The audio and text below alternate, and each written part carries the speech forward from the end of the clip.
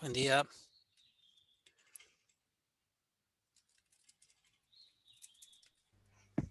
Buen día. Buen día. Y para cumplir las formalidades, aunque ya nos saludamos, voy a saludarlos a todos otra vez y a los que nos vayan a ver posteriormente, aunque todavía no tengamos exactamente el link ahora, pero bueno, eso lo vamos a solucionar.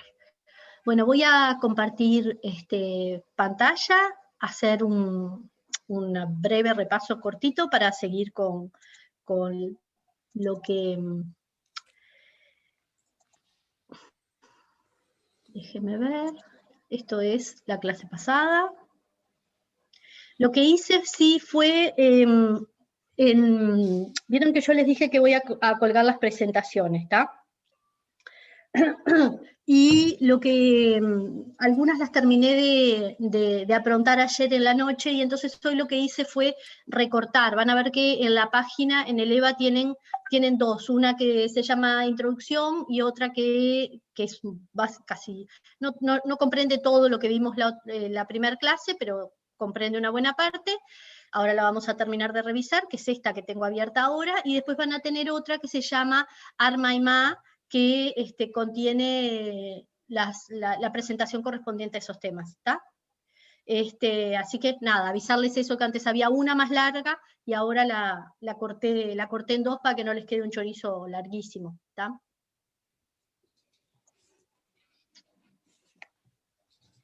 Bueno, muy bien.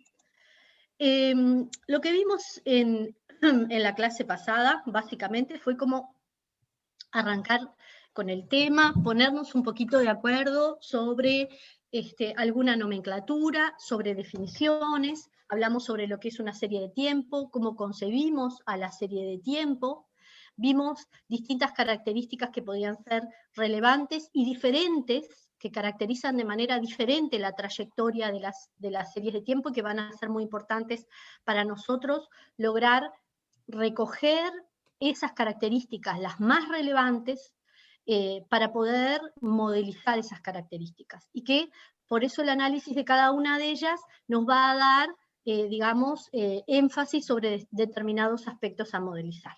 Entonces vimos, acá les estoy mostrando otra vez los ejemplos que vimos, el precio del petróleo, la tasa de interés, el producto, la evolución de la producción de la rama 2101 que corresponde a las papeleras. Vimos también otras series que no son series económicas, sino que son series más vinculadas a epidemiología, que tienen un interés especial en esta coyuntura, digamos, porque afecta a muchas cosas, además de no solamente nuestra vida entera, sino también la economía, y además hay una balanza de estímulo para poder modelizar y un montón de modelos que se han presentado sobre la base de estas series, y entonces me parecía que estaba buena, que nos ayudaba a pensar el problema y la caracterización de las series de tiempo. Bueno, allí tenemos algunas, esta última es, la que estamos viendo es la cantidad de test realizados. Y lo otro que habíamos mencionado también es este aspecto de la visualización, como una manera de jerarquizar este papel de lo que a veces decimos es hacer un gráfico, ¿no? Hacer el gráfico no solamente es un tema, digamos, de cumplir con la fórmula, sino que a través es una primera aproximación en la cual, si nosotros hacemos un análisis de lo que estamos viendo, de las principales características de la serie, es un instrumento más para acercarnos. ¿Es suficiente? Dijimos, no. Claro, ¿no? Eso tiene que quedar claro. Nosotros miramos el gráfico de la serie de tiempo y con eso tenemos una idea relativamente completa. No, tenemos una primera aproximación. Esto va a ser un puzzle y vamos a ir armando ese puzzle de acuerdo a ciertos indicadores. Entonces allí dijimos que habían otras funciones, como vamos a ver la función de autocorrelación, la función de autocovarianzas, la función de autocorrelación, que nos va a ayudar a describir o a desentrañar los patrones más relevantes, las regularidades más importantes que se dan en el periodo de tiempo que vamos a estudiar para estas series de tiempo. También hay otros gráficos que también tienen un poder de visualización importante y que en definitiva lo que hacen es representar una propiedad o características importantes de la serie de tiempo. Por ejemplo, cuando graficamos o representamos un gráfico de un histograma de la distribución de la serie y la comparamos contra una distribución normal, por ejemplo. Esto puede ser una forma gráfica de representar, pero si también tenemos test específicos que complementan y sustentan un poco este análisis gráfico.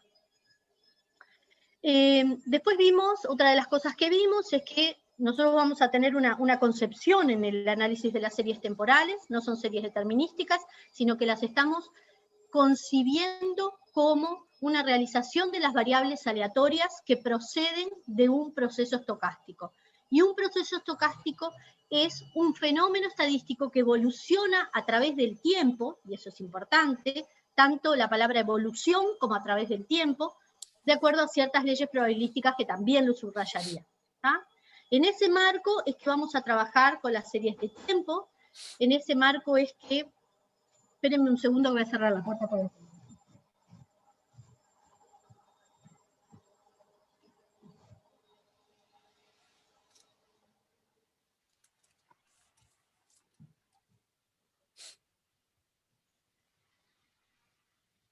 Disculpen. En ese marco, entonces, dijimos, bien, pero las series de tiempo tienen la forma en que la concebimos y la forma en la información que obtenemos nos va a requerir verificar si ciertas propiedades se cumplen, de manera que nosotros sepamos si podemos hacer una modelización con estos instrumentos lineales con estos modelos lineales con los que vamos a movernos. Entonces, ahí es que surgió este concepto de estacionariedad. ¿Y por qué importaba todo esto? Porque bien, lo que nosotros tenemos es una única realización en cada unidad de tiempo de lo que obtenemos para cada periodo de tiempo, es una única realización de esa variable aleatoria que procede del proceso estocástico. Si nosotros conociéramos toda la función de distribución completa, tendríamos toda la información acerca de la serie de tiempo, su trayectoria, sus características, la podríamos caracterizar completamente. No siempre es fácil, entonces vamos a recurrir a definiciones un poquito más laxas, pero que nos pongan también en ese marco que nos permita analizar cómo vamos a proceder con la modelización. En este caso, hemos hecho referencia en varias oportunidades a que vamos a hacer modelizaciones de tipo univariado. ¿Qué quiere decir que sea univariado? Es que nuestra única información relevante es la historia de la propia serie, y a través de esa información nosotros vamos a intentar desentrañar, como dije antes, las periodicidades, los patrones, los sucesos regulares, y también vamos a tratar de identificar algunos sucesos que sean irregulares y que tengan un peso relevante y que puedan generar posibles malas especificaciones, posibles sesgos en la estimación, en fin, eso lo vamos a ver más adelante. ¿Cómo se va dando este proceso? ¿Cómo nos recomiendan los autores, digamos, los que parieron esta metodología, Box y Jenkins? Bien, que es un proceso iterativo que arranca con la posible identificación del modelo, y por tanto nosotros, para poder tener elementos para hacer esta identificación del modelo, es que vamos a intentar caracterizar inicialmente a los distintos procesos, ¿no? Bueno, cuando estoy frente a un proceso ruido blanco, que es lo que vamos a ver ahora, ¿cómo lo caracterizo? ¿Cómo identifico que lo que tengo adelante de mí es aproximadamente un ruido blanco? ¿Cómo identifico si la serie que tengo se parece a un AR1, a un AR2, o a un proceso MA o a un proceso ARMA? Vamos a ver qué herramientas vamos a desarrollar para hacer posible esto. Una vez que tengamos ese punto cumplido, que tengamos algunas posibilidades de llegar a algunos, y subrayo la S, posibles modelos, vamos a estimar cada uno de esos modelos. Una vez que hagamos este proceso de estimación, que vamos a ver que se puede hacer con distintas metodologías, nosotros básicamente vamos a trabajar con máxima verosimilitud, y nos vamos a apoyar en eso, máxima verosimilitud exacta o condicional. Una vez que tengamos el modelo estimado, no termina ahí, tenemos que saber si ese modelo que estimamos cumple o no cumple con los supuestos que establecemos cuando creamos ese modelo, ¿no? Con el objetivo de crear el modelo. Y esta es la etapa que se llama diagnóstico y validación del modelo, o sea, verificamos si nuestro modelo cumple las características de adaptarse a los datos observados. Y si además cumple con las características de verificación de los supuestos. Que todo esto vamos a detallar, obviamente, cuáles son los supuestos y cómo los vamos a corroborar, qué test estadísticos vamos a utilizar para corroborar si se cumplen o no se cumplen esos supuestos. Finalmente, bueno, si alguna de estas cosas no ocurre, llegamos acá. Llegamos a este punto, y el modelo que nosotros estimamos no es adecuado, no cumple o todos o alguno de los supuestos, bien, arrancamos de nuevo, verificamos bien cuál es el supuesto que no se cumple, y eso nos va a dar la línea para saber hacia dónde hay que corregir, ¿tá? No lo vamos a hacer a ciegas, no es ahí arranco de nuevo otra vez y no tengo ni idea para dónde empezar, no. Vamos, cada uno de los test de diagnósticos que fallan, nos van a dar la pista de hacia dónde hay que modificar el modelo, ¿tá? Finalmente, una vez que hagamos esto 10, 12, 15, 20, 200 veces, las que sean necesarias, vamos a poder estar en condiciones de hacer predicción. Una de las cosas importantes es que este tipo de modelos no son modelos explicativos los que vamos a ver, los modelos univariados de Box y Jenkins, son modelos cuyo objetivo principal es lograr hacer predicción. Y hacer predicción implica determinadas propiedades a las que tenemos que tener en cuenta y determinadas características del modelo. Quizás no es el mejor modelo, el modelo que más se ajusta a cada uno de los puntos que yo tengo en mi muestra, no necesariamente es mi mejor predictor. Entonces ahí vamos a ver, o el que me va a dar, perdón, no el mejor predictor, no, el que me va a dar la mejor predicción.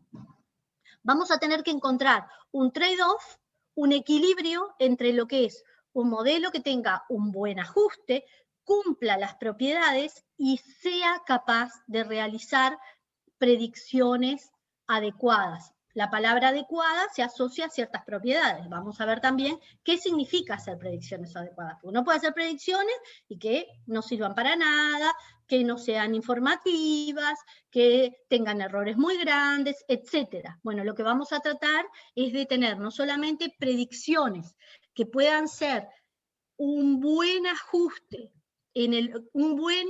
predicciones que sean que tengan un cierto nivel de exactitud, y eso no quiere decir que la predicción en el punto tiene que ser perfecta, no vamos a esperar eso, ¿tá? Y ahí vamos a ver cómo nos manejamos con la incertidumbre, cómo vamos a manejar las predicciones, crear intervalos de confianza, que es una manera de poder evaluar la incertidumbre, conocerla, medirla y explicitarla. ¿Tá? Todo eso van a ser cosas bien importantes y súper interesantes con las que vamos a trabajar. Bueno, vuelvo de nuevo entonces a este concepto que fijamos inicialmente del concepto de estacionariedad. Vimos que podía ser, habían dos posibilidades, más que dos posibilidades, dos tipos de conceptos, ¿no? La estacionariedad estricta, que implica poder conocer, detrás de todo eso, es poder conocer la función de distribución conjunta, y entonces, si conocemos la función de distribución conjunta, y la función de distribución conjunta para un periodo, o sea, la función de distribución conjunta de xt1, xt2, xtk, esto que dice acá, es igual a la función de distribución conjunta para x t1 más h unidades de tiempo, xt2 más h unidades de tiempo, y así sucesivamente. Si yo me voy corriendo y la misma distribución me puede definir es adecuada para esa serie de tiempo, entonces digo que esa serie cumple con la propiedad de ser estrictamente estacionaria. Pero es muy difícil conocer la función de distribución conjunta completa. Entonces nos vamos a conformar con poder verificar si ciertas características de algunos momentos se cumplen. Y a eso, una vez que se cumplan esos supuestos o esas propiedades, las podamos detectar en la serie, vamos a ver si estamos en condiciones de decir que es una serie que es estacionaria, débilmente estacionaria o estacionaria en covarianza. ¿Qué implica esas propiedades? Bueno, que la media de la serie sea constante en el tiempo, o sea, para todo t, para mi muestra, y que esa media, además de ser constante, sea finita.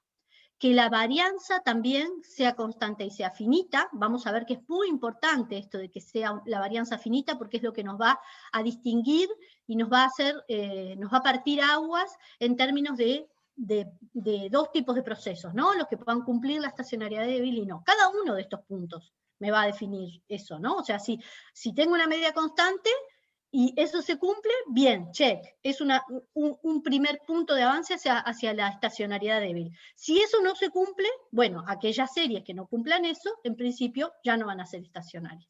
Lo mismo con la varianza.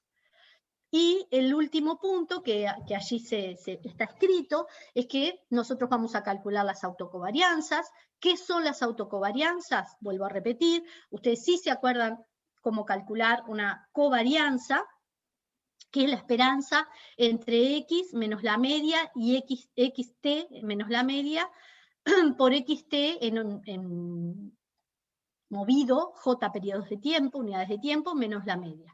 Se llama autocovarianzas porque estoy, digamos, la variable con la que estoy calculando el vínculo lineal es la misma variable. O sea, siempre es x evaluada en t o x evaluada en t más j o t menos j. La vamos a designar con una letra griega que se llama gamma j, y ese j se corresponde con las unidades de tiempo, los rezagos que hay entre la distancia que hay, si ustedes quieren, entre xt y xt más j, o entre xt y xt más k, y ahí esa distancia va a ser lo que me va a definir ese subíndice, y me va a dar información sobre el vínculo lineal que existe entre lo que ocurre entre la variable xt y la variable xt más j, o la variable xt y xt más 2 o xt más 1. ¿Tá?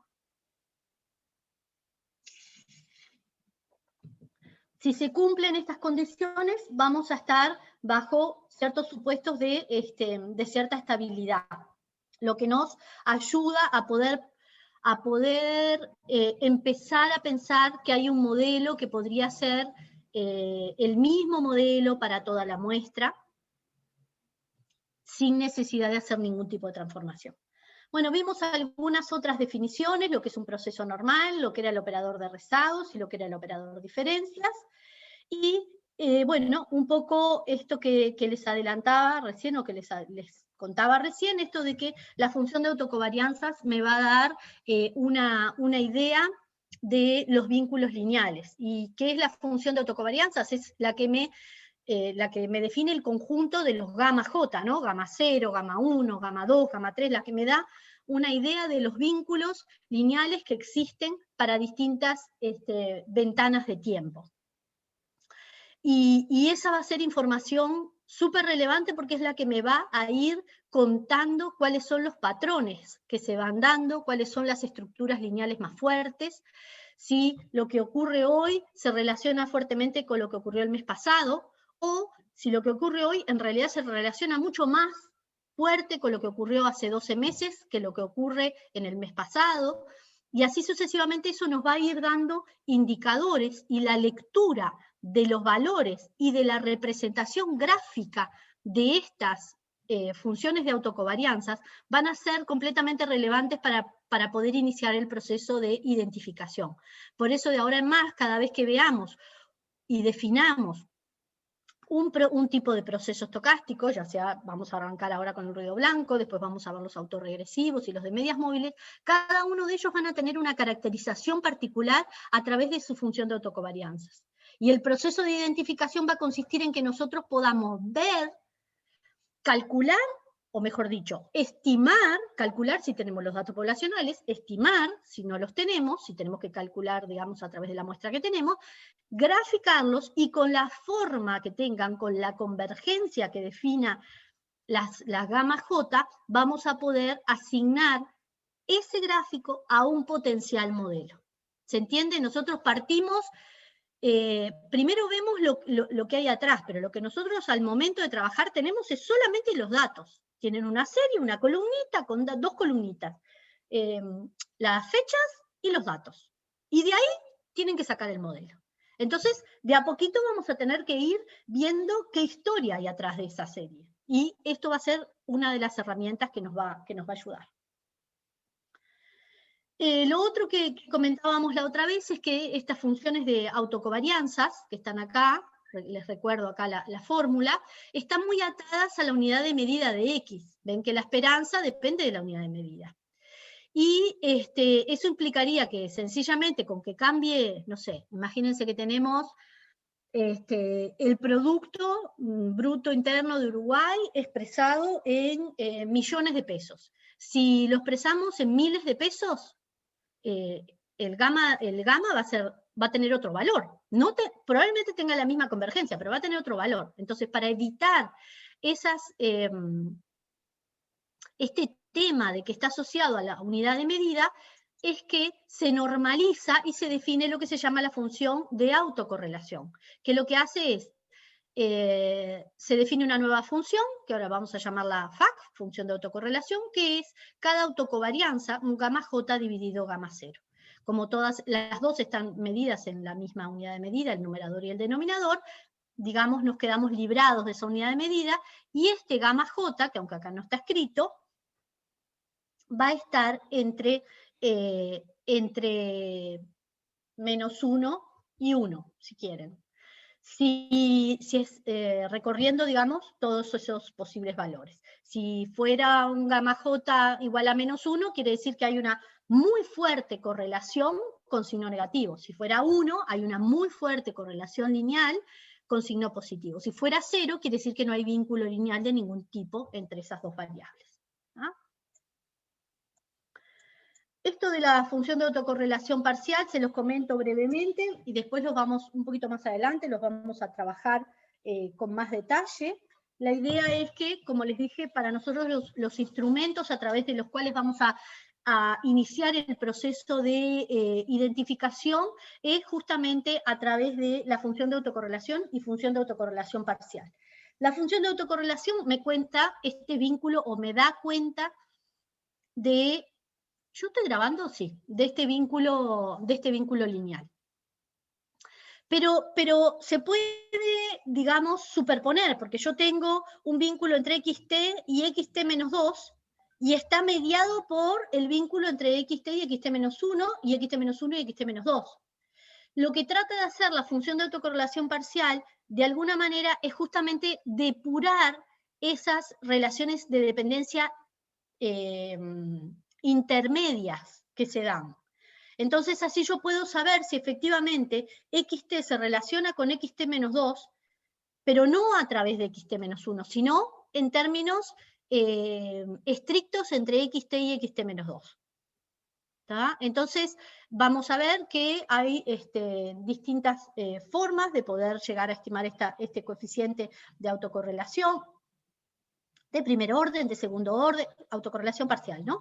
De primer orden, de segundo orden, y miren, acá tenemos una propuesta, por ejemplo, nosotros podemos hacer una regresión entre, van a ver que las notas en esto, bueno, las notas y sobre todo ahora las presentaciones, la variable aleatoria a la que hago referencia a veces se puede llamar X, a veces se puede llamar Y, y en esto no me dio tiempo de hacer la prolijidad de que si siempre uso la X del principio al final. Pero estamos hablando de lo mismo. X y Y es una serie de tiempo que puede ser el producto, que puede ser el desempleo, que puede ser los casos de COVID, que puede ser las ventas de helado o de bizcochos de la panadería a la esquina. ¿Tá? Así que no me voy a preocupar si la llamo X o la llamo Y, sino que vamos a tratar de sobrepasar esta desprolijidad, digamos, pero saber que estamos hablando de un fenómeno que es lo mismo así lo llame Y o X. Entonces, por ejemplo, se podría hacer una regresión entre YT y YT-1, y el alfa 1,1 sería, en este caso, el vínculo lineal que existe entre yt y yt menos 1. Y no hay nada en el medio porque es solamente una unidad de tiempo que los separa. Si yo quiero ver el vínculo lineal que puede existir entre yt y yt menos 2, limpio o depurado de las dependencias intermedias, puedo hacer esta regresión, y mi coeficiente de autocorrelación va a ser, de autocorrelación parcial, va a ser alfa 2, 2. Es el último correspondiente a esta regresión. Lo mismo si quiero considerar el vínculo lineal entre yt y yt menos k sin el peso de las relaciones intermedias. Hago esta regresión y alfa kk, que es la forma en que vamos a utilizar para designar la autocorrelación parcial, es el que me va a dar ese vínculo lineal depurado. Vamos, el conjunto de los alfa 1,1, alfa 1,2, perdón, alfa 1,1, alfa 2,2, alfa 3,3, alfa kk, va a ser lo que luego vamos a representar en forma gráfica y que va a ser la otra función que nos va a ayudar a definir el tipo de vínculo lineal que existe entre las variables, las dependencias, la estructura, y por tanto lo vamos a tomar como elementos a la hora de proponer distintos modelos. ¿Tá? ¿Alguna duda? Me pueden preguntar. Yo sé que buena parte de esto es repaso, pero pueden aprovechar a preguntar.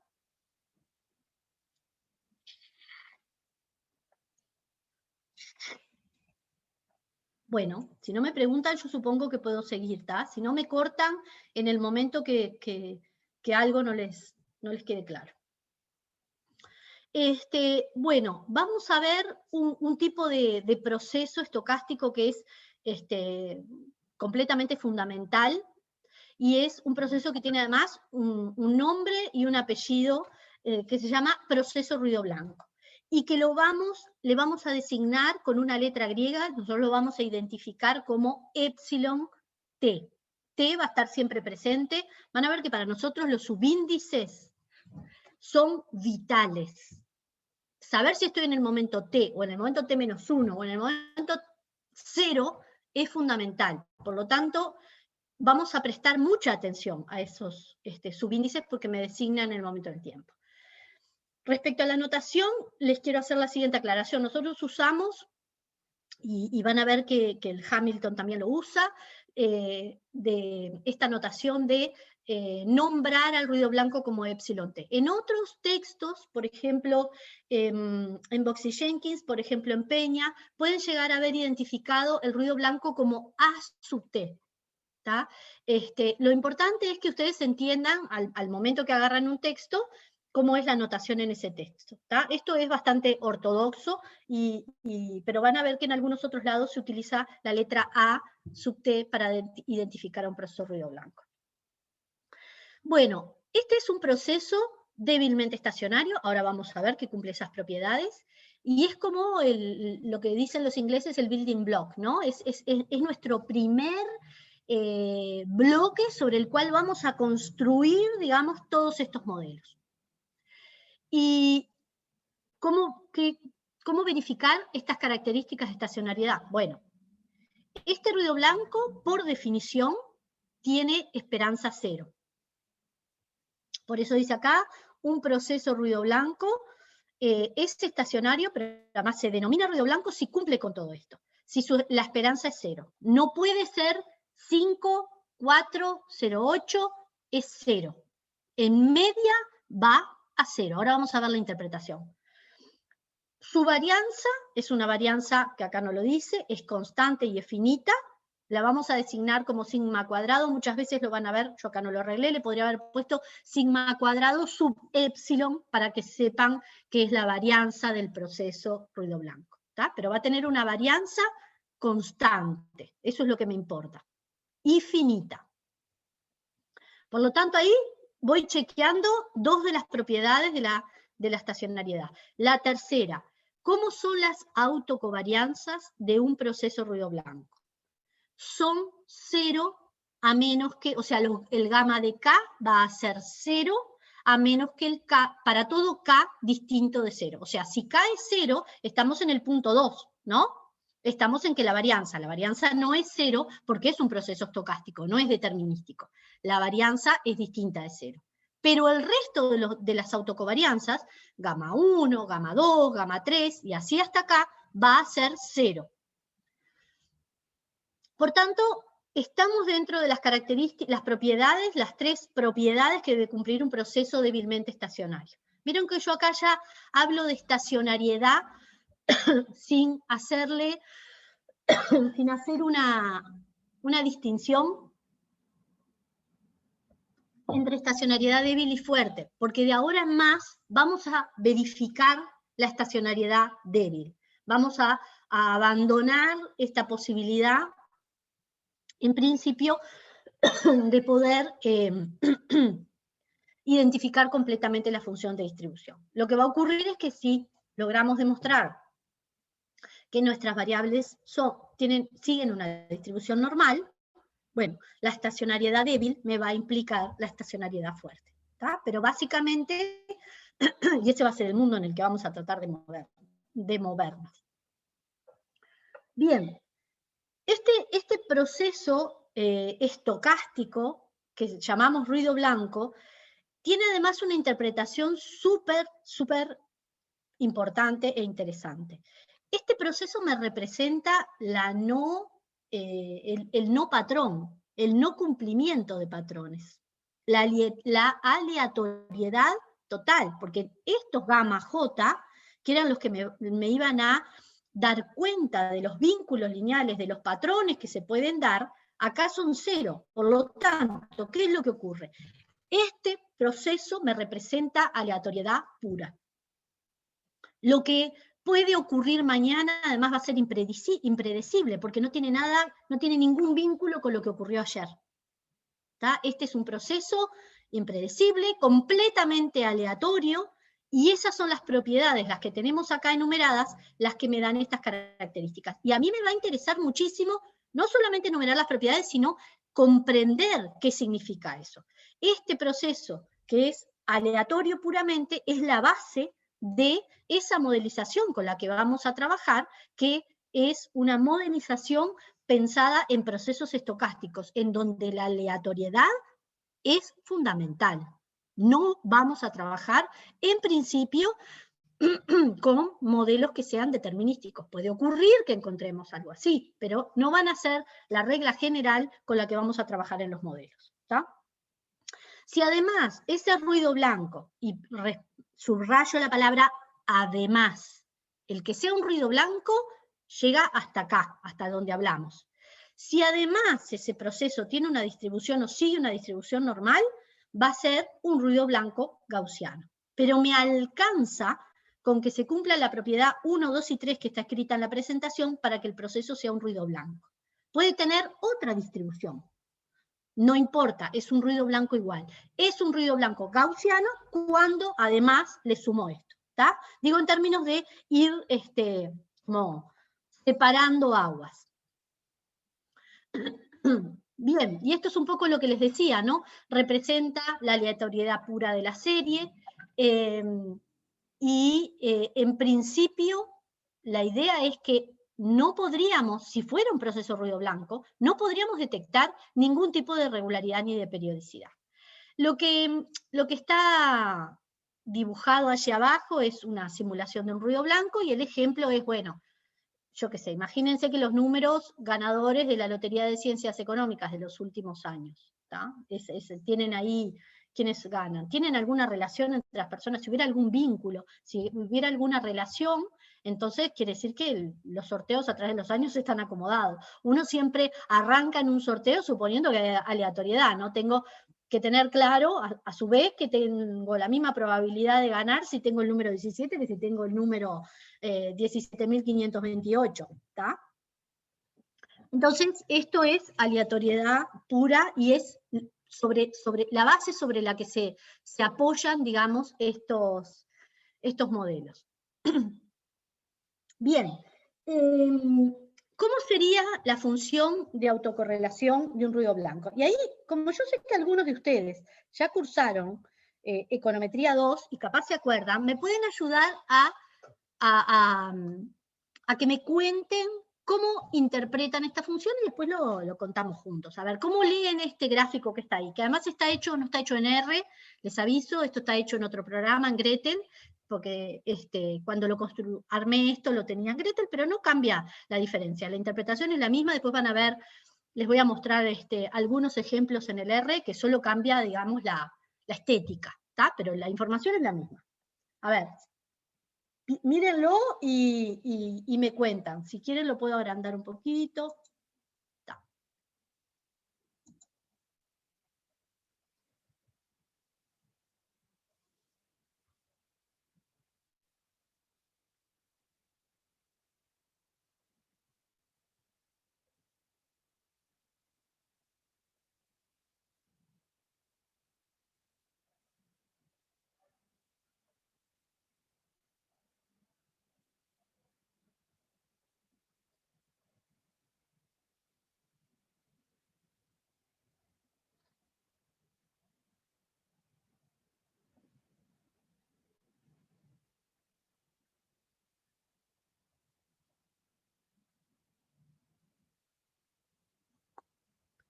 Bueno, si no se animan, voy a tener que decirle yo. Bueno, a ver, lo primero que tenemos arriba es la función de autocorrelación de ese ruido blanco simulado. Lo que tienen en este eje son los rezagos, o sea, los J o los K. Lo que tienen acá es el valor del gamma, perdón, el valor del ρ de K. Esto sería, vieron que acá no está representado ρ0. ¿Cuánto sería ρ0? Esperen que les pongo acá.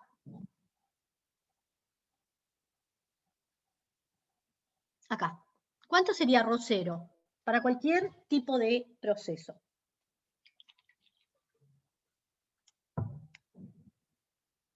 1.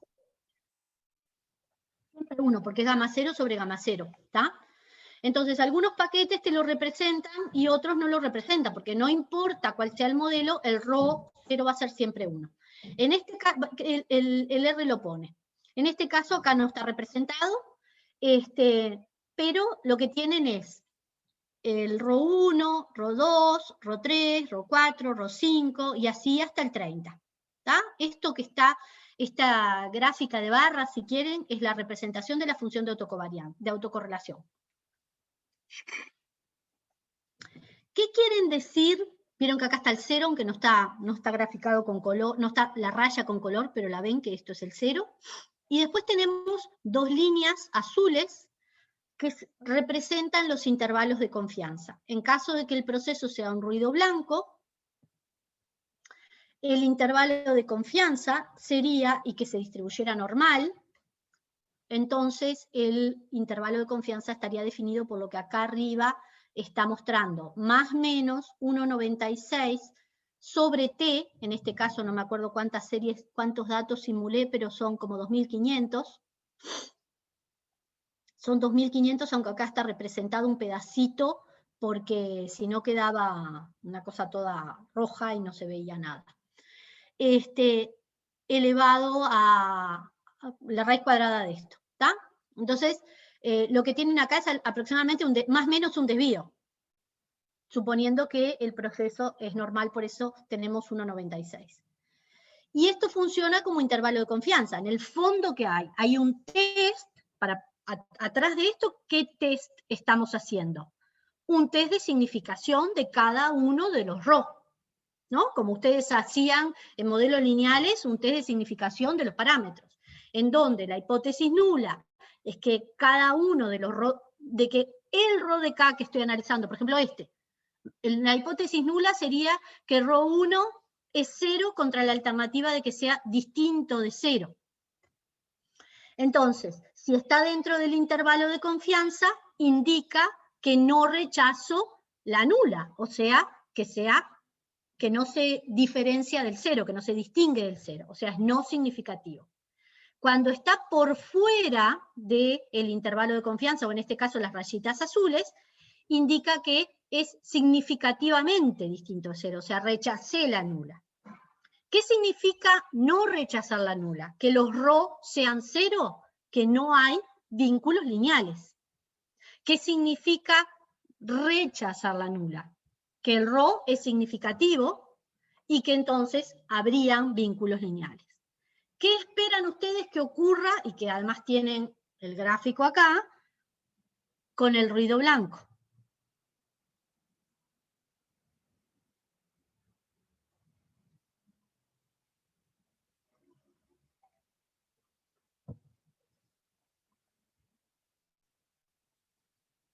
O sea, si hablamos de que de que representaba un proceso aleatorio, que no tenía correlación lo que pasaba en un periodo y otro, tendría como que aceptar esa hipótesis nula, que está en torno al cero, significativamente de cero. Exacto. La idea es que cuando yo veo un gráfico de este estilo, en donde cada uno de los ρ está dentro del intervalo de confianza, entonces lo que digo es, no hay correlaciones, básicamente lo que hay es aleatoriedad, esto lo puedo asociar a un proceso ruido blanco. Tanto en la función de autocorrelación, como lo mismo se cumple lo que estamos diciendo para la función de autocorrelación parcial, ¿tá? ¿Alguno puede llegar a complicarse o preocuparse por este palito que está acá en el límite que tengo que mirar con mucho detalle? No. ¿Tá? No, lo que estamos teniendo acá, que todavía no vimos, pero que ustedes igual lo pueden entender, es una estimación de la función de autocorrelación para un proceso simulado, que yo simulé muchísimas observaciones para que justamente se pareciera mucho la simulación al proceso poblacional. ¿tá? Si yo hubiera simulado un ruido blanco, o sea, uno sabe que es un ruido blanco porque lo está simulando, y en vez de hacer 2500 le pongo que haga 100 simulaciones, capaz que vamos a tener algún otro más que esté muy cerca del intervalo de confianza. Por lo tanto, yo tengo que observar, en el caso de las series reales, va a estar mucho más contaminadas, digamos, porque son la muestra que tengo. No tengo, a menos que tenga series horarias, no voy a tener miles, ¿está? Entonces, en principio y en líneas generales, lo que yo trato de ver es que, primero, las correlaciones de los primeros órdenes sean 0, si me queda alguno por allá lejos, distinto de 0, trato de averiguar, porque pueden pasar, digamos, está dentro del 5%, ¿no? Posible de cuando hago la simulación. Bueno, pero en definitiva me quedo con lo importante y no con los detalles. No el árbol, sino el bosque. ¿tá? ¿Qué es lo que veo cuando hay un ruido blanco? Que tanto la FAC como la FAC-P, los ρ de K o los gamma KK, todos están adentro del intervalo de confianza, todos son no significativos. Y eso es lo que me representa esa aleatoriedad. ¿Se entendió?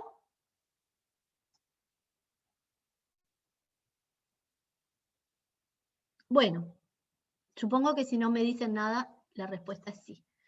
¿Qué es lo que vamos a ver ahora? Nosotros vimos, bueno, el primer modelo, el modelo estocástico más importante, el que me recoge la aleatoriedad. Ahora vamos a ver otro tipo de modelos que van a estar muy vinculados a ese proceso ruido blanco, pero que son, que tienen otro nombre.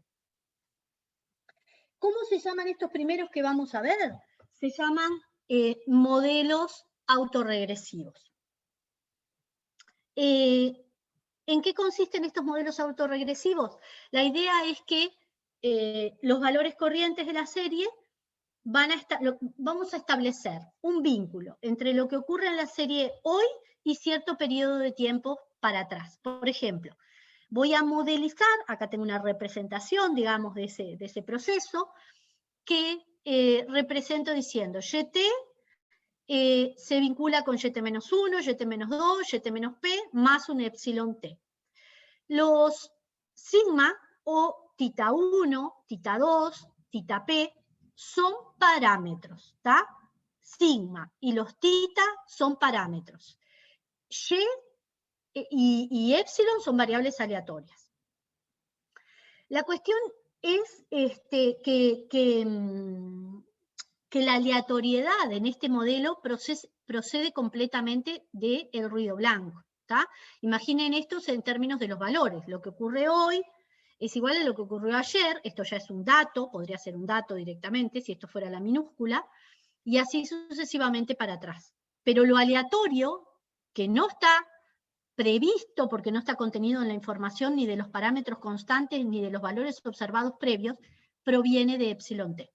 Así que mi modelo va a ser un vínculo entre lo que ocurrió en los periodos pasados más un componente completamente aleatorio que me dispersa de esa relación determinística. Bien, entonces, esto sería lo que sería un modelo autorregresivo, y como tiene P rezagos, lo vamos a llamar ARP. Si, vamos a ver más adelante, si tuviera una relación entre YT y YT-1 más el epsilon t, se va a llamar AR1, o sea, el orden del autorregresivo va a estar asociado a la cantidad de valores pasados que especifico en la modelización. ¿Se acuerdan que nosotros presentamos lo que se llama un operador de rezagos? Entonces yo podría reescribir esto así, miren. Piensen que paso para el otro lado toda esta parte. Bueno, el mouse mío anda mazo.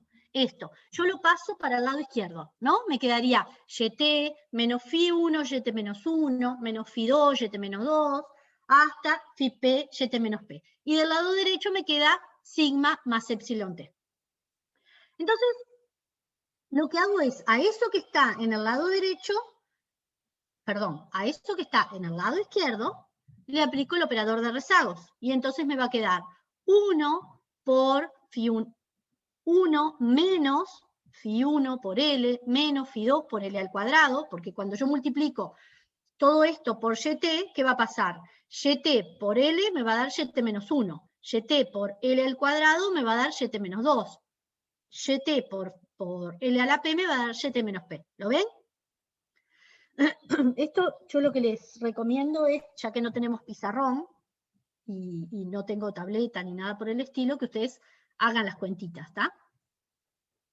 Estamos hablando de la distributiva, nada del otro mundo, ¿no? Bueno, entonces, ¿cómo me quedaría si yo paso todo para ese lado, lo convierto en términos de un polinomio en L y le pongo un nombrecito que le digo, bueno, esto se llama Φ mayúscula L. Así que me queda Φ mayúscula L por YT igual a la constante más el ruido. Si yo, para simplificarme la vida con ustedes acá, que tampoco puedo escribir mucho o nada, podemos justamente decir, bueno, en este caso vamos a suponer que la constante es 0. Después vamos a ver el papel que tiene la constante. Es básicamente darme el nivel de YT, ¿no? YT arranca en 0 o YT se mueve, no sé, el producto no arranca en 0. Esto seguramente tenga que pensar en una constante. No sé, la cantidad de bizcochos que se venden en la panadería tampoco arranca en 0. O sea, depende, esto es lo que me da es el nivel en el que se mueve la trayectoria de la serie. ¿Tá? Pero básicamente, para estos procesos estacionarios, subrayaría la palabra que les estoy diciendo, para estos procesos estacionarios, esa media que sea 0 o que sea distinta de 0, no juega un papel más relevante que el de fijarme el nivel. Así que no hace ningún daño, sino que simplifica las cuentas, nada más suponer que es 0. Y entonces yo podría hacer esta cuenta, ¿no? YT igual a epsilon t, igual a epsilon t, y pasa este polinomio hacia abajo. Recuerden que estoy hablando siempre de procesos estacionarios. Por ser un proceso estacionario, ahora lo vamos a ver más adelante, esa operación la puedo hacer de pasar este polinomio en L al denominador. Y entonces, ¿por qué me interesa hacer esta cuentita de llevar para acá, llevar para allá los valores? Porque lo que quiero que vean es que yo podría escribir esto como YT multiplicado por un filtro, ¿no? Un filtro pensando como, piensen, es un filtro lineal que es 1 sobre todo esto que está acá, que cumple la función justamente como, ¿no? Los filtros cuando uno le pone a la cámara de fotos y le cambia el color de la foto. O se pone los lentes de sol y y me cambia el color de lo que veo porque estoy mirando a través de un filtro. La cosa es si me pongo lentes con aumento o sin aumento, ¿no? Si yo no me pongo los lentes que tengo ahora, lo que yo veo es muy distinto a lo que estoy viendo ahora que tengo los lentes. O sea, efectivamente, el ponerme los lentes me transforma lo que yo veo, desde lo que mis ojos pueden ver hasta lo que yo veo. Bueno, este filtro hace lo mismo, tiene una función de transformar. ¿Qué transforma?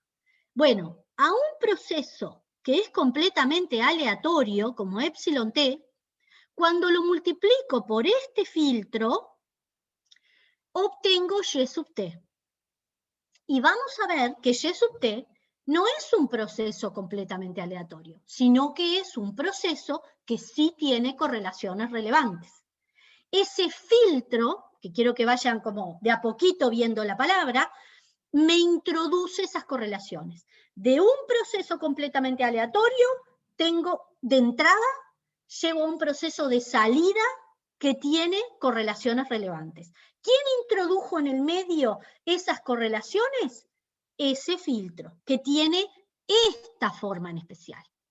Si tuviera otra forma, me va a introducir otras correlaciones. ¿Tá? Si me pongo unos lentes de lejos, veré así de lejos. Si yo con estos lentes miro de lejos, tampoco veo bien. ¿Tá? Cada filtro va a tener una característica específica. Va a introducir cosas y sacar cosas. ¿Tá?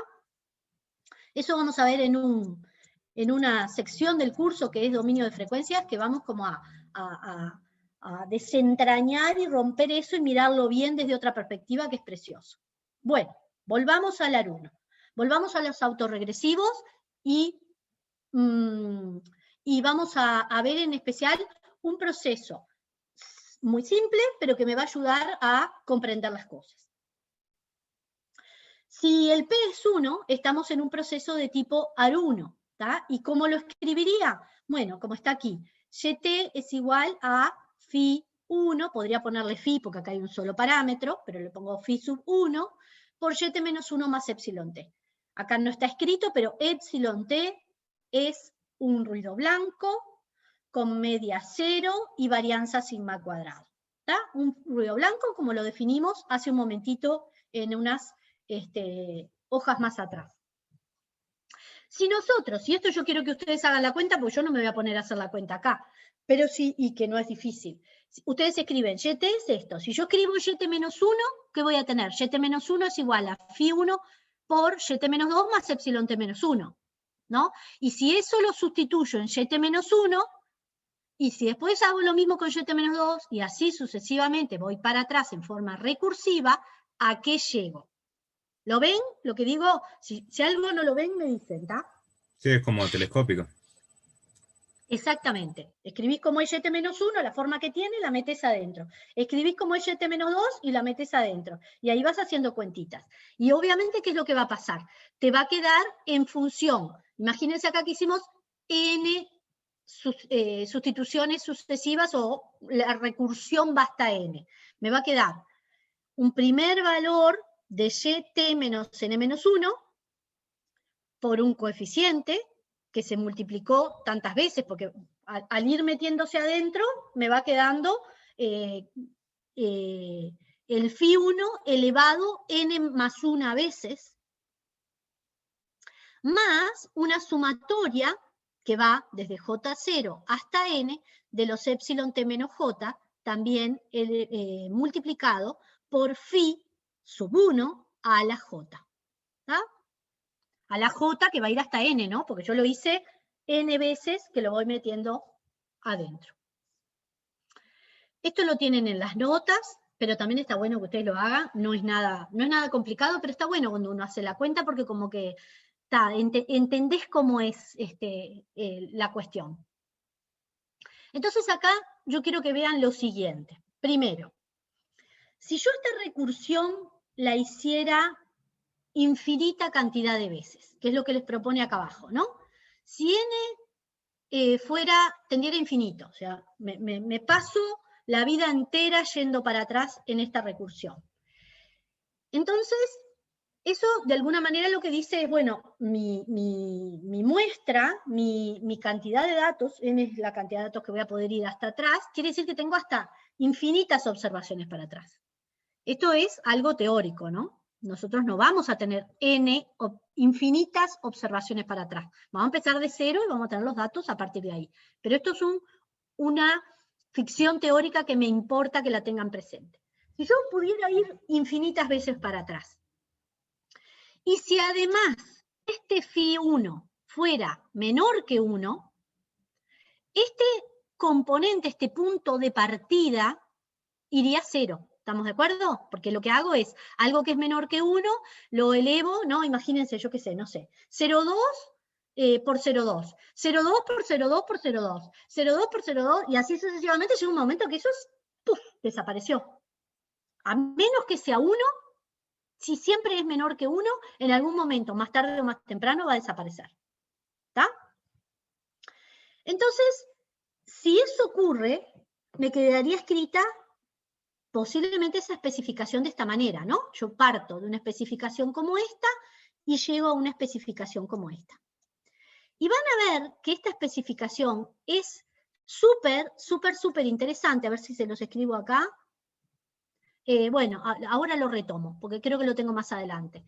Esto lo que llevamos es a escribir este proceso que tenía la forma, como está escrita acá arriba, en donde lo que digo es, YT depende de lo que ocurrió en el periodo T-1, o sea, YT menos 1 multiplicado por un cierto coeficiente, si esto fuera 0,5, hoy es igual a lo que ocurrió, un 50% de lo que ocurrió ayer, más un shock que me saca de ese punto, que me dispersa.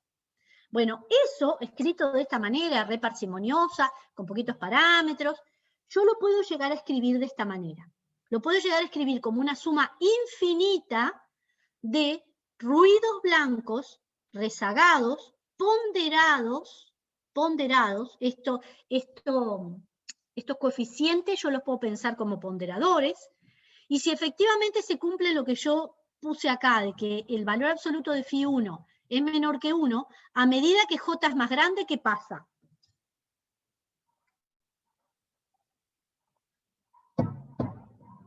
Imagínense que ese phi es 0,5. ¿Se va haciendo más chico? Se va haciendo cada vez más chiquitito. ¿Y eso cómo lo puedo interpretar? Lo puedo interpretar como que yo puedo escribir, ahora lo vamos a ver un poquito más adelante, como una combinación lineal de shocks, en donde los que están muy lejos en el tiempo empiezan a pesar prácticamente nada. Y esa es parte de las características de los procesos estacionarios, que se les llama de memoria corta. Es mucho más importante, es mucho más determinante y pesa más lo que ocurre en un momento cercano en el tiempo que lo que ocurre en un momento lejano en el tiempo. Me olvido, no tiene peso lo que ocurrió en el pasado lejano. Deja de ser importante. El proceso estacionario justamente lo que hace es cualquier cosa que lo mueve, imagínense que esos epsilon t son shocks, son ruido blanco, son componente aleatorio, que puede ir para arriba, puede ir para abajo, algo que me llevó muy para arriba en un determinado periodo de tiempo, no se queda, se va perdiendo, ya sea positivo o negativo, ¿no? Puede ser para arriba o puede ser para abajo. Los sucesos muy horribles o los sucesos muy fantásticos, al cabo del tiempo se pierden.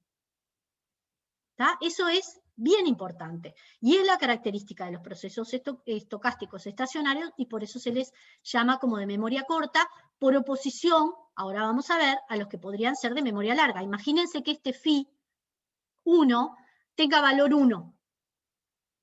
Si ese phi tuviera valor 1, ¿qué es lo que pasa?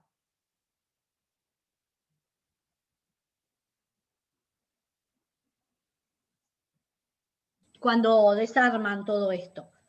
Me queda YT es igual a epsilon t más epsilon t menos 1, más epsilon t menos 2, más epsilon t menos 3, y así hasta que me aburra. Es como que se mantiene el efecto. Exacto, entra enterito. Lo que pasó hace 130 años, hoy todavía influye de la misma manera, con el mismo peso, enterito. Si fue grande, sigue siendo grande, si fue chiquito, ese shock sigue siendo chico. Eso no es lo que pasa con las estacionarias, ¿está? Bien. Acá, en lo que sigue, alguna cuentita, pero que va en el mismo sentido. Yo podría escribir el proceso AR1, que está escrito acá arriba. Ahora le voy a poner una... Esto está escrito sin constante. Y no digo media, digo sin constante. Acá abajo está generalizado y está escrito con constante, porque probablemente pueda tenerla también, ¿está? Esto es suficientemente general como para que si el sigma es 0, tengo la especificación de arriba, y si no me queda esto. Pero para que en algún momento lo vean, lo escribo. Después vamos a hacer las cuentas más fáciles, porque lo conceptual no cambia, y vamos a asumir media 0, pero está. O delta 0, que implica media 0. Bien, si lo escribimos de esta manera usando el operador de rezagos y suponiendo que el phi1 es menor que 1, lo puedo pasar como denominador y me queda escrito como está acá. Delta, no sigma, delta. ¿Está bien? Sí, delta, ¿no? Ay, ya me mareé. Bueno. La constante sobre 1 menos phi1L más epsilon t sobre 1 menos phi1L. Vamos a prestar un poquito de atención a desarmar esta parte. Esta la dejo igual, porque esto es un parámetro, esto es otro parámetro, constante, y está multiplicado por 1, digamos. ¿Tá? O sea, esto acá es una constante. Y esto sí, si le aplico a epsilon t, lo multiplico por 1 sobre 1 menos phi1L, resulta en esto, ¿no? Es una progresión geométrica de razón phi1, una progresión geométrica infinita de razón phi1. Por lo tanto, puedo desarmarla y escribir la progresión geométrica. También voy a usar esto al revés, ¿no? Una progresión geométrica la voy a poder escribir de esta manera, ¿está? Entonces, cuando yo escribo esto así, en el siguiente paso quiere decir que lo podría escribir de esta manera que lo escribí antes. Y mantengo esta constante. Si yo le quisiera calcular la esperanza a esto, así a ojito, que ahí sí sería la media, ¿cuánto les daría la esperanza de esto? Sería la constante que tenés, más, ahí lo único aleatorio sería el ruido blanco, ¿no? El error. Los infinitos ruidos blancos, sí. Ahí va, sería la suma de las esperanzas de esos ruidos blancos. ¿Y cuánto es la esperanza del ruido blanco? Era 0, ¿no? ¿Y cuánto es la suma infinito de todos esos ruidos blancos? La esperanza de Estaría esos 0. ruidos blancos. Exacto. ¿Está? Esto lo desarman, digamos, y tienen cada uno de estos sumandos tiene esperanza 0. O sea que esto queda esperanza 0. ¿Cuánto me queda la esperanza entonces, la media de ese y sub t? Delta sobre 1 menos phi1. Por tanto, delta es una constante que no es la esperanza en el AR1. La esperanza es esto que está acá. ¿Está? Bien. Entonces, volvemos un poquitito a esta expresión que recién llegamos y vamos a sacarnos de encima ahora la parte de la media, o a través de la constante poniéndola en 0 ya desaparezco este término, para que me quede lo que quiero mostrarles. Yo lo podría escribir a y sub t, como les dije, ¿no? Como una suma infinita de ruidos blancos. Y si ese phi es, o phi1, acá me faltó el subíndice, el phi1 es menor que 1, que vamos a ver que es una condición de estacionariedad para el AR1, entonces lo que pasa es que cada uno de estos coeficientes que multiplican a los epsilon t van a ir decreciendo a medida que aumenta el rezago. Y lo que les dije es, el efecto se va diluyendo. La forma, estos gamma a la j, que son cada uno de estos que están acá, ¿no? Phi a la j. Phi a la i, no a la j. Phi a la i.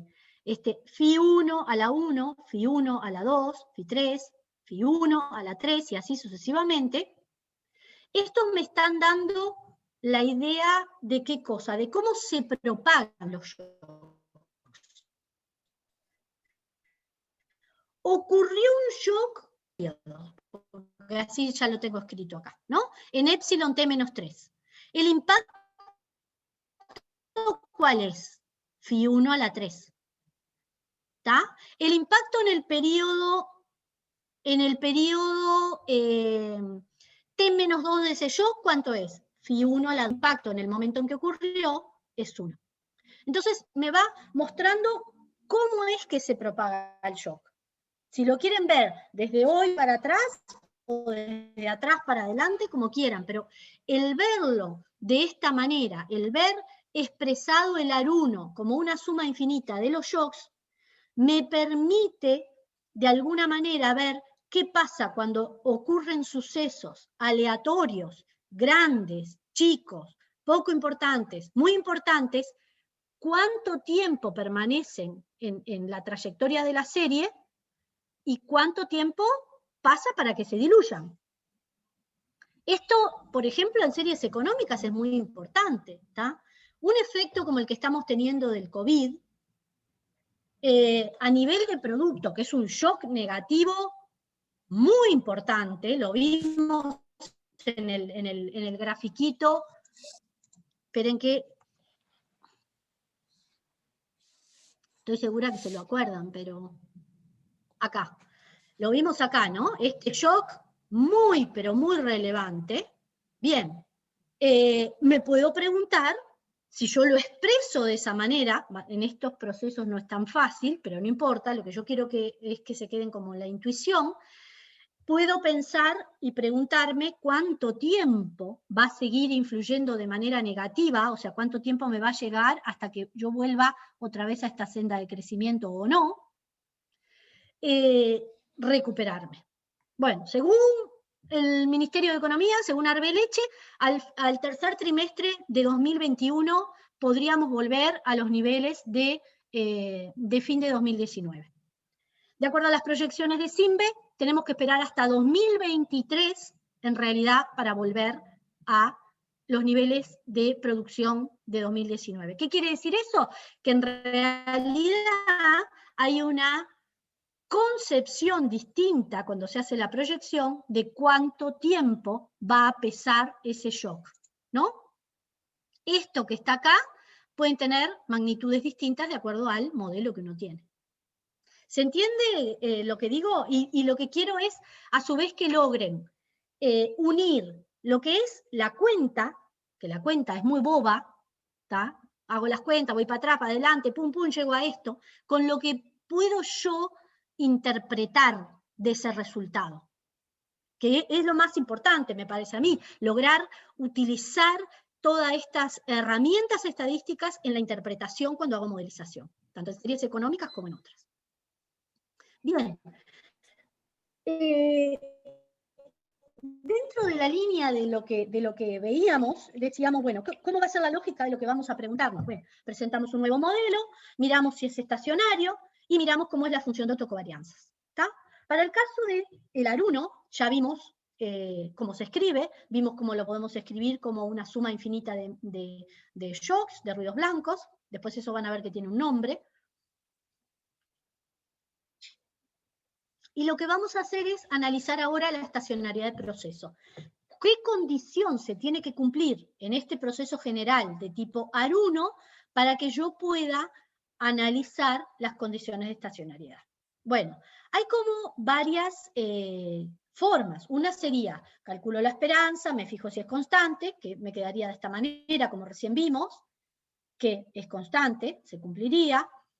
Puedo calcular la varianza, que es lo que está calculado acá cuando hago gamma 0, y estas cuentas se las voy a dejar para ustedes, quedaría sigma cuadrado sobre 1 menos phi 1 cuadrado, esto también es constante, y lo otro que puedo verificar también es cómo son el resto de las autocovarianzas. Acá lo único que quiero es, primero mostrarles el resultado general, que las autocovarianzas son estas que están escritas. La forma general de gamma de K sería sigma cuadrado por phi1 a la K dividido 1 menos phi1 al cuadrado. Lo que me importa para analizar si el proceso es estacionario es preguntarme, ¿esas autocovarianzas dependen del tiempo o en realidad son fijas para cada... O sea, cuando yo calcule gamma 1, gamma 2, gamma 3, gamma K, no importa el periodo de tiempo que yo me mueva en la muestra, digamos, el periodo, la cantidad de datos que agarre, yo qué sé, los primeros 50 datos, los segundos 50 datos, hago todos los cálculos, me tiene que dar igual. Si acá estuviera la T, o sea, si yo acá tuviera presente si estuviera una T, si dependiera del tiempo, esto no sería constante. Acá no depende del tiempo. O sea que se estaría cumpliendo en estas condiciones que el proceso es estacionario. Otra forma de verificar si el proceso es estacionario es analizar, lo voy a mostrar acá arriba como está escrito el AR1, acá, analizar las raíces del polinomio en L. Esto que está escrito acá. Acá no tendrían que ser las raíces, es la raíz. La raíz de este polinomio, si eso es mayor que 1, quiere decir que phi1 es menor en valor absoluto que 1. Y esa es la condición de estacionariedad. Otra forma de corroborarlo, que las raíces del polinomio en L de un AR P en módulo sean mayores que 1. En este caso, 1 sobre phi1 es mayor que 1 y phi1 sería menor que 1 y se estaría cumpliendo la estacionariedad. ¿Cómo es la forma? ¿Cómo es la forma de la función de autocovarianzas? La tenemos escrita acá, ¿no? Tenemos gamma 0, tenemos gamma K. Si ustedes van haciendo la recursión, yo les pido que hagan, escriban gamma 0, escriban gamma 1, a ver cómo les queda. Acá ven que está escrito con el procedimiento, cómo es la forma fácil de hacer la cuenta. ¿Tá? Escriben YT menos mu por YT menos K menos mu, o si quieren YT menos 1, y hacen las cuentitas. Y van a ver que la forma a la que van a llegar es que gamma de K va a ser igual a phi1 gamma de K menos 1. O si van para atrás muchas veces, gamma de K es phi1 a la K por gamma 0. ¿Tá? Esa va a ser la forma, la especificación de la función de autocovarianzas. ¿Qué quiere decir? Que va a ir decreciendo, ¿ven? Porque si el gamma 1 si el proceso es estacionario y el phi sub 1 es menor que 1 en valor absoluto, a medida que K es 1, 2, 3, 4, esto va a ir decayendo. Entonces ahora vamos a ver cómo representamos esto. ¿Qué pasa si el phi fuera 1 en valor absoluto? Esto no decaería nunca, ¿no? ¿Cómo me quedaría?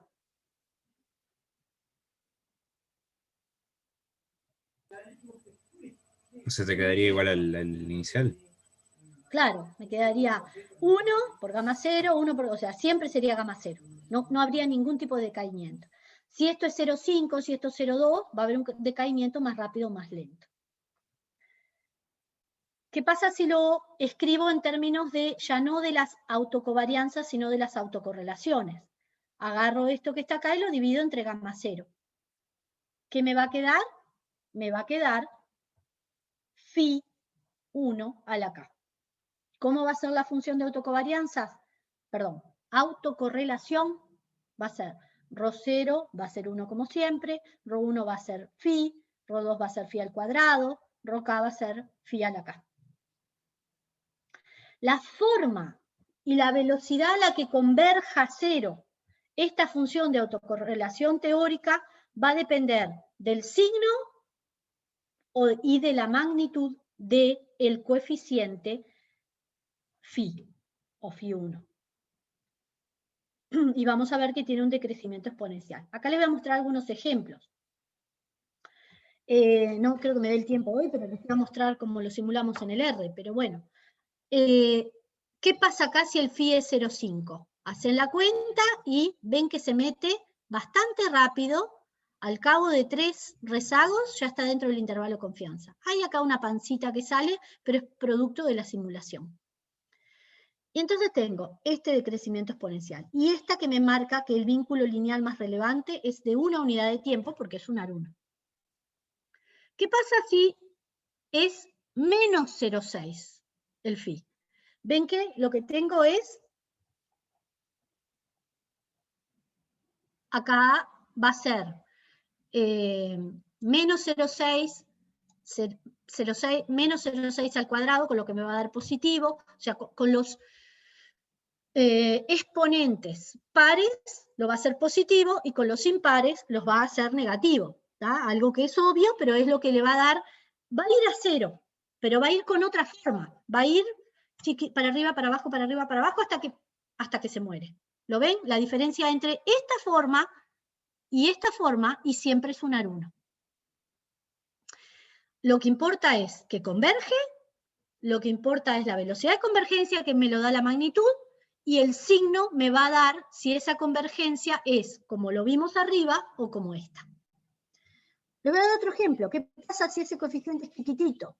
Bueno, si es chiquitito, al cabo de poquito rato, o sea, inmediatamente se mete adentro del intervalo de confianza.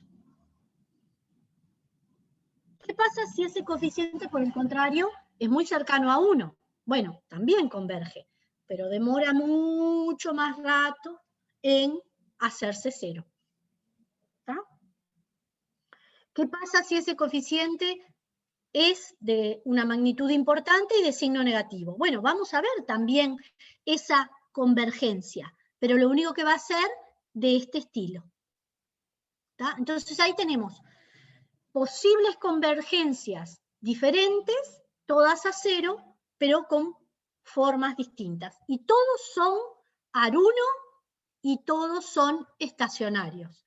Pero lo que yo voy a ver en la función de autocovarianza va a estar bien asociado a ese coeficiente y a la magnitud y el signo del coeficiente. Esto me quedó repetido, que es lo que hablamos de la función de autocovarianza, de autocorrelación parcial. ¿Qué pasa con los AR2? Yo acá voy a ir un poco más rápido y los voy a dejar para que ustedes lo lean.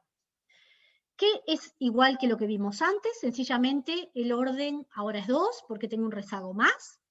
Lo puedo escribir de esta manera.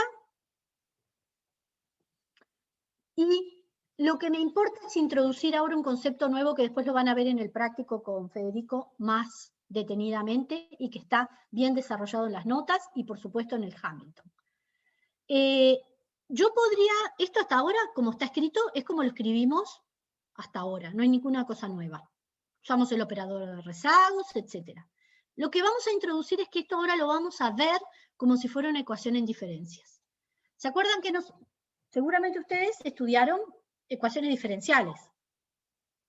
Esto es lo mismo, solamente que la vamos a llamar ecuaciones en diferencias porque no estamos en tiempo continuo, estamos en tiempo discreto. Nosotros tenemos observaciones cada una unidad de tiempo, discreto. ¿Tá? Lo más parecido a tiempo continuo que podría tener es si midiera la electricidad en unidades de tiempo tan chiquititas, pero por mucho que sea así, siempre es discreto, porque la posibilidad de, aunque la energía es continua, la forma de medirlo, el aparatito me va a dar puntos de corte. Bueno.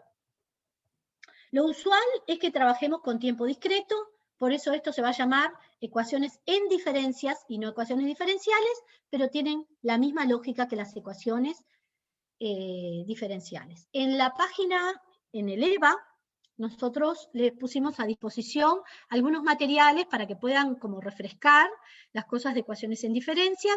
Es algún capítulo de Alfachán y hay otro capítulo de unas notas que hizo un español que se llama Magia, ¿tá? Que son más como una cabeza matemática, como recordar un poquitito cómo funciona esto. Es una ecuación no homogénea porque no está igualada a 0, sino que está igualada a epsilon t. Y la solución de esta ecuación en diferencias, solucionar la ecuación en diferencias me va a dar los valores de x0, x1, x2, x3, ¿no? Me va a dar la trayectoria de x. La solución de esa ecuación en diferencias es la que me va a generar esos valores de XT a través del tiempo, y vamos a ver que también vamos a poder observar que la solución nos va a permitir analizar la estacionariedad del proceso. ¿Qué es lo que pasa con los AR2? Que tenemos dos posibles raíces, ¿no? Ven acá lo tenemos la ecuación no homogénea, la ecuación, ¿se acuerdan que las ecuaciones en diferencia son las ecuaciones diferenciales, que son homogéneas, tienen dos soluciones, ¿no? La solución total es la suma de la solución de la homogénea más la solución particular. En la parte de la solución de la ecuación homogénea, cuando la igualas a 0, me quedaría escrito de esta manera, ¿está? Y vamos a utilizar lo que recién vimos, ¿no? Si yo lo hiciera de manera recursiva, yo lo podría escribir de esta manera.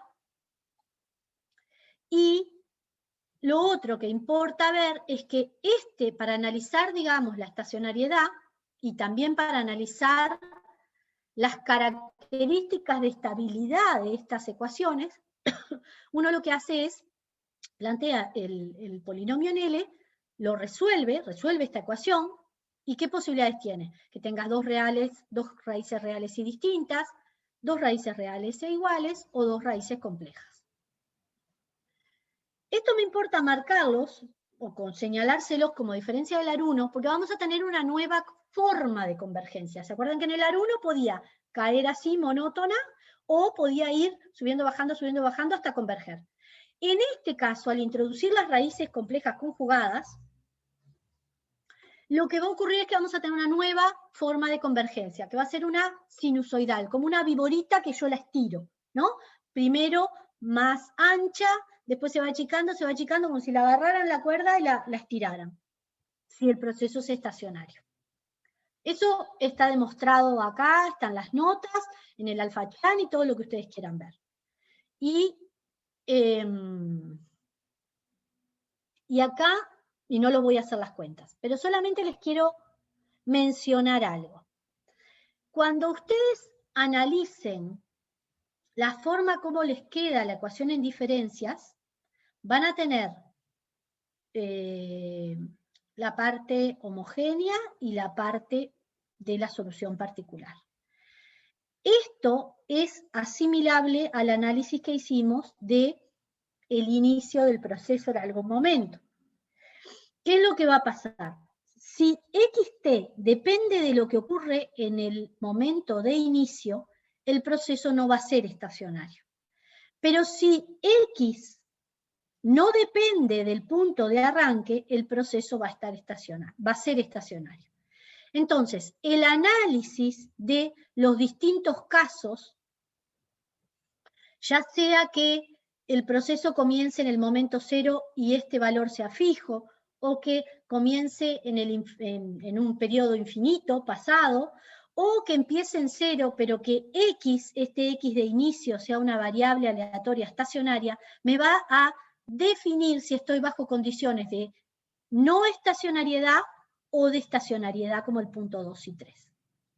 Esto ahora yo lo paso por arriba, pero lo pueden leer más en detalle.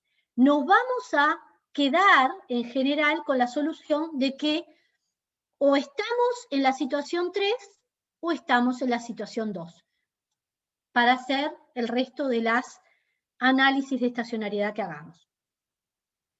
Entonces, bien, ¿cómo analizamos las condiciones de estacionariedad del AR2? Bueno, como les dije en algún momento, analizamos las raíces del polinomio en L. Si en módulos son mayores que 1 y estamos en que mis datos arrancaron en un pasado infinito, o estoy bajo condiciones de que el punto de partida es una variable aleatoria estacionaria, solo me tengo que fijar en el módulo de las raíces. Si el módulo de las raíces son mayores que 1, bien, entonces el proceso es estacionario. Para los AR2 se puede verificar con estas tres condiciones también. Y lo mismo, yo puedo hacer recursiones infinitas del AR2 como lo hicimos con el AR1, también lo puedo escribir como una suma infinita de ruidos blancos rezagados, como vimos en el AR1 recién. A esto que hasta ahora lo conceptualizamos de alguna manera, tiene un nombre y se le puede llegar a llamar función de impulso-respuesta, o sea, ¿cuál es la respuesta en X frente a un impulso en un shock en epsilon t? Esa es otra manera de llamarle a esta forma de escribir el proceso. Hacia un AR1, un AR2, un ARP, ¿no? Bien. La función de autocovarianzas del AR2 y la de autocorrelación se los dejo de deberes, ¿no? Ahora, otro punto que me gustaría mostrarles. Esperen que muestro esto de acá. Estamos de acuerdo que si el proceso es estacionario, yo puedo escribir a xt como una combinación lineal infinita de los ruidos blancos, ¿no?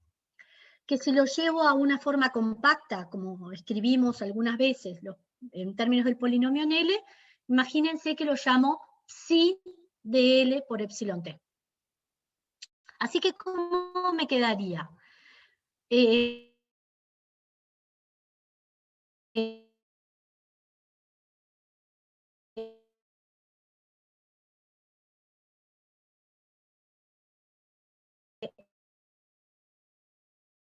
Si lo escribo en términos de mencionamos, ¿no? Esto como un filtro aplicado a a epsilon t.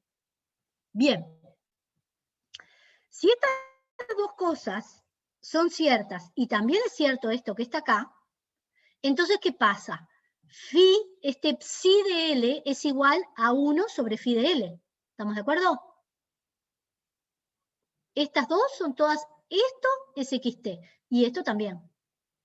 Entonces, ¿qué es lo que ocurre? Quiere decir que psi de L es igual a 1 sobre phi de L, que es lo mismo que decir que psi de L por phi de L es 1. Supuestamente yo conozco phi, ¿no? Si es un AR2, tengo phi 1 y tengo phi 2, conozco esos valores. Lo que por ahora no sabemos bien es cómo llegamos a estos valores de psi, que me pueden interesar, porque son los que me dan los impulsos, los efectos de los shocks semivariables, ya que me pueden llegar a interesar calcularlos. Si yo hago estas cuentas, tengo dos polinomios en L, uno de orden infinito, otro de orden finito, acá llega hasta 2, y lo igualo a 1. Esto que está acá es esto. Entonces, ¿cómo calculo los psi? Bien. Voy viendo por cada uno de los componentes, ¿no? La constante. Si 0 multiplico cada uno de estos, ¿no? Chiqui, chiqui, chiqui. Si 0 por 1 es igual a 1. Entonces, ¿cuánto es si 0? 1. Si 0 por menos phi 1L es igual a ¿qué? ¿Qué hay de este lado? El polinomio en L que hay de este lado, ¿qué es? Solamente está el 1, después no hay ninguno, ¿no? Es L a la 0. No hay L a la 1, no hay L a la 2, no hay L a la nada. De este lado tengo un polinomio de orden 0. Por lo tanto, cuando yo multiplico e igualo los órdenes del polinomio, solamente igualo a 1 en el primer orden. Después, cuando tengo L al cuadrado, L a la 3, o sea, porque voy multiplicando esto por esto, o esto por esto, o esto por esto, lo igualo siempre a 0. Esto tienen que hacer las cuentas para verlo mucho más claro, ¿tá?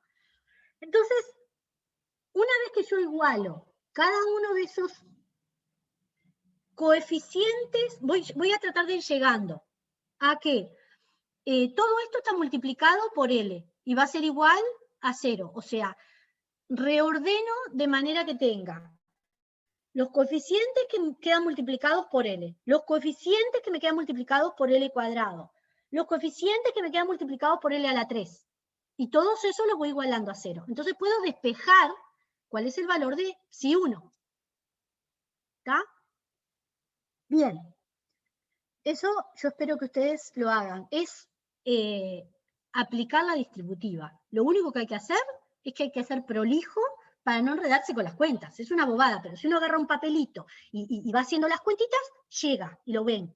Lo ven mucho más fácil que si estuviéramos en el pizarrón, lo hacíamos juntos.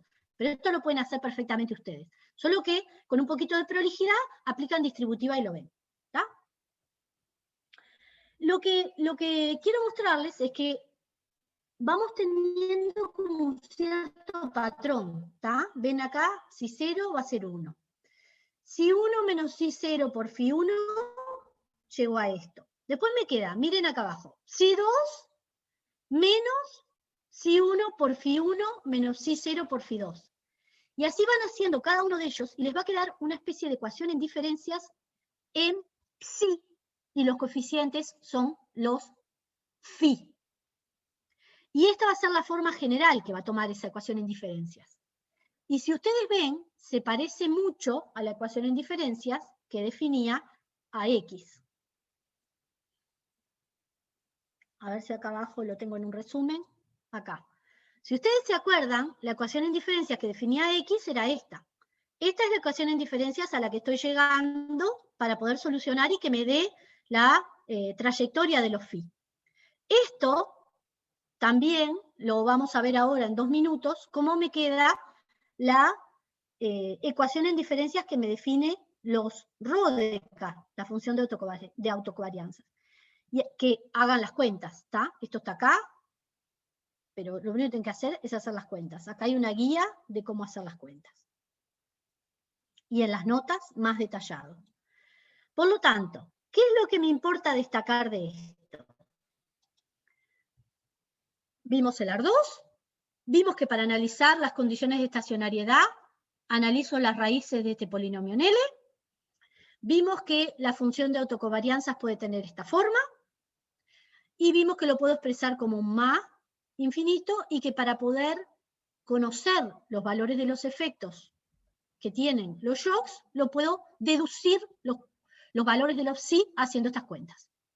Pero no es casualidad que la ecuación en diferencia sea la misma. Los valores xt que salgan de esta solución de las ecuaciones en diferencia no son los mismos que los valores que salen de solucionar la ecuación en diferencias para ρ. Pero la trayectoria, la convergencia sí es la que domina en todos igual. Y es lógico, por eso yo cuando quiero saber si estoy en un AR2, miro la función de autocovarianzas. Y esta me va a dar una pauta de que estoy en un AR2. ¿Por qué? Porque la fuerza que me lleva a la trayectoria de X es la misma que me lleva a esa convergencia de ρ. Bien. Quiero presentarles otro tipo de procesos. Vamos a ver que esto mismo son las mismas herramientas que vamos a usar para todos los procesos. Presento el proceso, miro si es estacionario, miro cómo es la forma de la autocovarianza, y así sucesivamente para todos. ¿Tá? Ahora les voy a presentar algo que ya conocen un poquito, pero le vamos a poner nombre. Se llaman procesos de medias móviles. ¿Qué son estos procesos de medias móviles?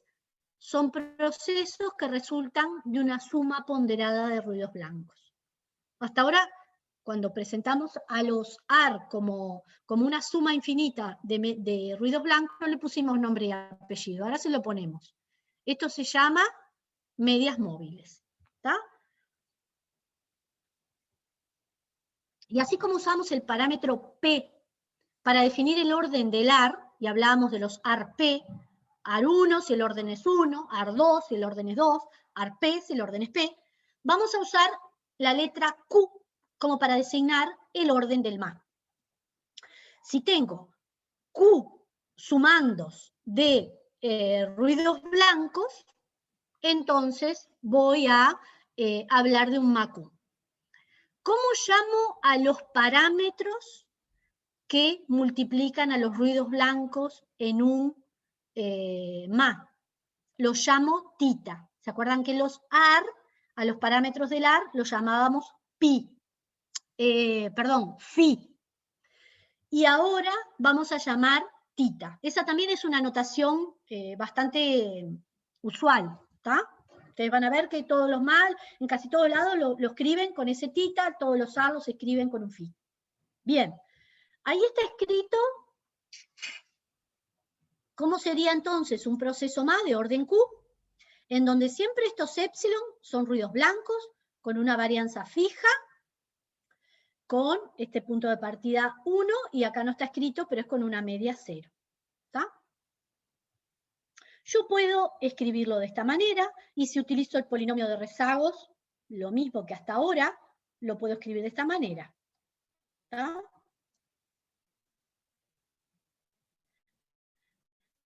Analizo la estacionariedad. Bien. Miro la media, es una suma de ruidos blancos, ¿no? Voy a dejar esto acá, ahí, a ver si ven las dos. La media de esto es la esperanza de XT, que es la esperanza de todo esto, la media 0. Si hubiera un delta acá, la media sería delta. En los MA, la media es igual a la constante. En los AR, no. ¿Se acuerdan? Bueno, podemos calcular la varianza. Ahí hacen esperanza de XT por XT, hagan la cuenta. Como la media es 0, es más fácil hacer la cuenta. Y después pueden hacer también la cuenta de las autocovarianzas, que van a tener esta forma. Van a tener un valor distinto de 0 hasta el orden, quise marcar la Q, hasta el orden del MA. O sea, estos valores son todos distintos de 0, siempre que sea menor que Q. Para valores de gamma que excedan, los rezagos excedan el orden del MA, van a ser 0. ¿Qué quiere decir? Que la forma que tiene la función de autocovarianza va a estar cortada, en donde hasta donde es el orden del MA, voy a tener gamas distintos de 0, y después se va a hacer 0. Si es un MA1, va a tener un palito y después 0. Si es un MA2, va a tener 2 palitos y después se hace 0. ¿Está? Y eso es algo distinto a lo que veíamos con los autorregresivos. Un concepto, así como tenemos el concepto de estacionariedad, una cosa que acá no lo mencioné, pero ¿ustedes entienden que este proceso sería estacionario?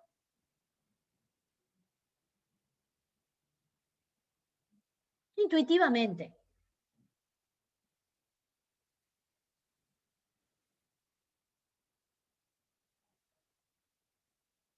Sí es estacionario, porque es una combinación lineal finita, subrayo, finita, MA de orden K, de ruidos blancos. Y los ruidos blancos son todos estacionarios. Entonces, los MAQ son estacionarios. Pero ahora me importa otra característica. Sí, que te va a cumplir las características de esperanza 0, de la varianza. O de esperanza constante, ¿no? De esperanza constante, en este caso sí, y si fuera una A también sería constante. La varianza la tenés acá, que es fija para todo T, y la covarianza la tenés acá. No hay ninguna T metida acá, no depende del tiempo. Entonces, es lo que dice acá, todos los MA de orden finito son estacionarios. Los de orden infinito, no, porque la varianza tengo que ver si efectivamente esa sumatoria de infinitos componentes converge o no converge, ¿está? Acá tengo una suma con finitos con un número fijo de términos, pero cuando yo tengo un MA infinito, se convierte como en una suma de infinitos términos que tengo que ver si converge a un valor. ¿Está? Por eso me sirve decir que los MA son estacionarios, y eso es ciertamente cierto. ¿Está? ¿Qué es lo que pasa? Me interesa ahora entonces verificar otra cosa que se llama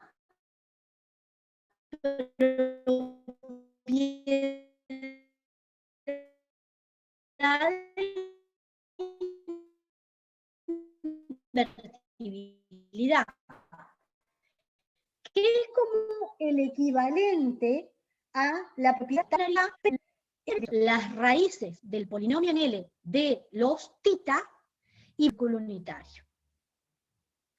El mismo procedimiento que utilizamos para analizar la estacionariedad en los AR, el procedimiento es el mismo para analizar la invertibilidad en los procesos más.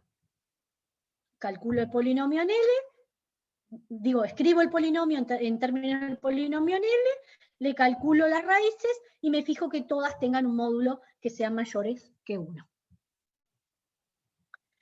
Y entonces, si es invertible, yo lo puedo escribir como un autorregresivo de orden infinito. Y acá tienen, epsilon t es la sumatoria de infinitos xt menos j. Si el AR es estacionario, lo puedo escribir como un MA infinito. Si el MA es invertible, lo puedo escribir como un AR infinito. ¿Tá? Son condiciones que me permiten eso. Acá va a aparecer una nueva notación. Vieron que cuando escribo como un AR infinito, utilizo a los coeficientes, les pongo el nombre de psi. Acá cuando lo escribo como un AR infinito, le cambio el nombre a los coeficientes y utilizo la letra pi. Pero la idea es la misma. Vamos a pegarle una mirada a los MA, al MA1, que es también como el más elemental, pero es el que nos permite como conocer la cuestión, ¿no? Bueno, escribo al MA1, sería xt igual a epsilon t menos tita 1, epsilon t menos 1. Lo puedo escribir como un polinomio en L. ¿Cuánto es la esperanza de esto? La esperanza es 0. Si le quiero agregar una constante, la esperanza sería la constante. Le puedo calcular el gamma 0, el gamma 1 y los restantes gamma. Como es un MA1, esta es la forma de la varianza, este sería el gamma 1 y luego son todos 0. ¿Por qué? Porque el orden del MA es 1. Gamma 2, gamma 3, gamma K, gamma 4 son todos 0. En un MA2 es igual, pero tengo que hacer alguna cuentita más. La esperanza también puede ser 0. Los gamma 0 son más feitos, pero la cuenta es la misma. Y tengo gamma 1 y gamma restante, me va a quedar 0.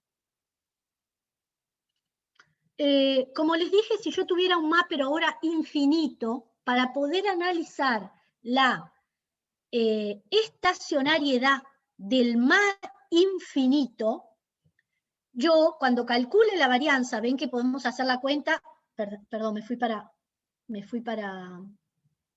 acá. Cuando calculamos el gamma 0, que es la varianza, acá tengo finito, un número fijo de términos. Cuando voy a calcular la varianza para el MA infinito, llego a sigma cuadrado por la sumatoria de psi 1 al cuadrado. Tengo una suma de infinitos términos. Para que esa varianza sea finita va a requerir ciertas condiciones de los psi. Va a requerir que sea convergente. Y esto se puede cumplir mediante dos condiciones, digamos, o la una o la otra. Una sería más fuerte que la otra, pero es que los tita j al cuadrado, los coeficientes del MA, sea una suma convergente, o lo otro es que la sumatoria de los psi j en valor absoluto sea convergente. Las condiciones sobre esas sumas van a ser las que me determinen si ese MA infinito tiene una varianza finita o no. Si no tiene una varianza finita, entonces no es estacionario. Bueno, resumo un poco lo que vimos juntos hoy, que fue bastante. Hicimos un repaso al inicio, miramos el proceso de tipo ruido blanco como un proceso fundamental para entender la aleatoriedad.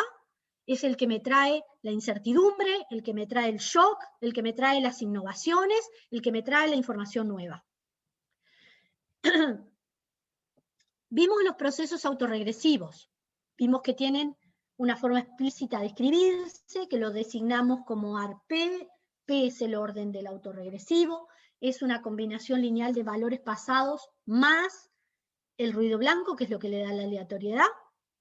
Vimos que dependiendo del signo y la magnitud que pueda tener los coeficientes del autorregresivo, me van a definir convergencias distintas. Eso en el AR1, si ustedes lo trasladan a los ARP, ¿qué es lo que le va a dar las distintas formas de convergencia? El peso de las raíces, ¿tá? Porque pueden tener véanlo para las dos, pueden tener dos raíces reales. Una puede ser con distintos valores, incluso con distintos signos. Dependiendo de la que tiene mayor magnitud en términos absolutos,